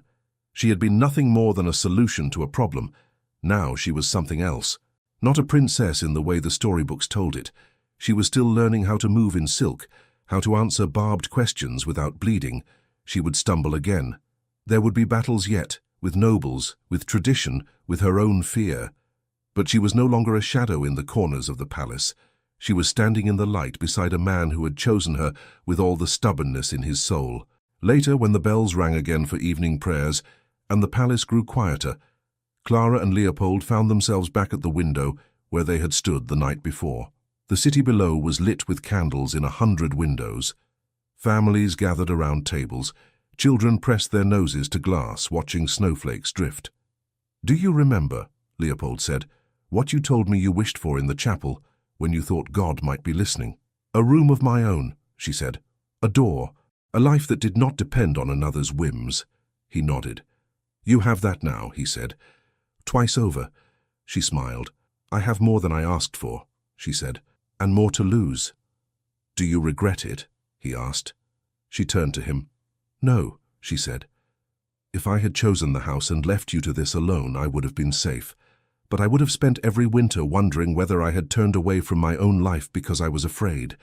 I have lived too long letting others decide my path. This time I chose the harder road. It feels right." He reached for her hand. "We will make it less hard," he said. "Together." "You cannot promise that," she said. "No," he agreed. "But I can promise to keep trying, to listen, to change when change is needed, to fight beside you, not in front of you as if you were a shield." Her throat tightened. "And I," she said, "promise to remind you that you are a man, not a portrait. To tell you when you are wrong, even when the rest of the world is bowing. To stand between you and your worst instincts, as you did between me and my fear." He smiled. "Then we might just manage," he said. She leaned her head lightly against his shoulder. Outside, snow fell on palaces and tenements alike, on grand avenues and narrow alleys, on the roofs of the rich and the poor with the same quiet blessing. Someone, somewhere, was lighting a candle and whispering a wish. Clara thought of the girl she had been, scrubbing floors in the orphanage, dreaming only of a door to close. She wished she could reach back through time and tell that girl, "You will be humiliated. You will be afraid. You will be asked to pretend and then to tell the truth. But one day a man who is more than his title will ask you to stand beside him, and you will say yes. And in saying yes, you will become more yourself than you have ever been. She did not know what the future would bring. Children, perhaps. Wars, perhaps. Joy and sorrow woven together as they were in any life. But she knew this. Whatever came, they would face it with open eyes, with hands clasped, with hearts that had learned, at last, to choose. She lifted her head and looked at him. "Merry Christmas, Leopold," she said softly. He brushed a stray curl from her cheek, his touch gentle. "Merry Christmas, Clara," he replied. "My wife, my courage, my foolish, wonderful choice." And as the bells rang out over the snow-covered city, two souls who had once walked very different roads stood together at a window, ready at last to begin the long, ordinary, beautiful work of loving and being loved. Thank you so much for listening to this story all the way to the end. We hope it moved you as much as it moved us while telling it. We'd love to hear your thoughts. Leave us a comment telling us where you're listening from and what you liked the most. Rate this story from 0 to 10. What score would you give it? If you enjoyed this story, don't forget to subscribe to the channel and leave a like as a show of support. That really motivates us to keep creating and sharing more stories full of emotion and life lessons. And before we go, we want to remind you that an exciting and heartwarming story recommendation will appear on the final screen. If you'd like to enjoy it, just click on the video. Thank you once again for being here, and we'll see you in the next story.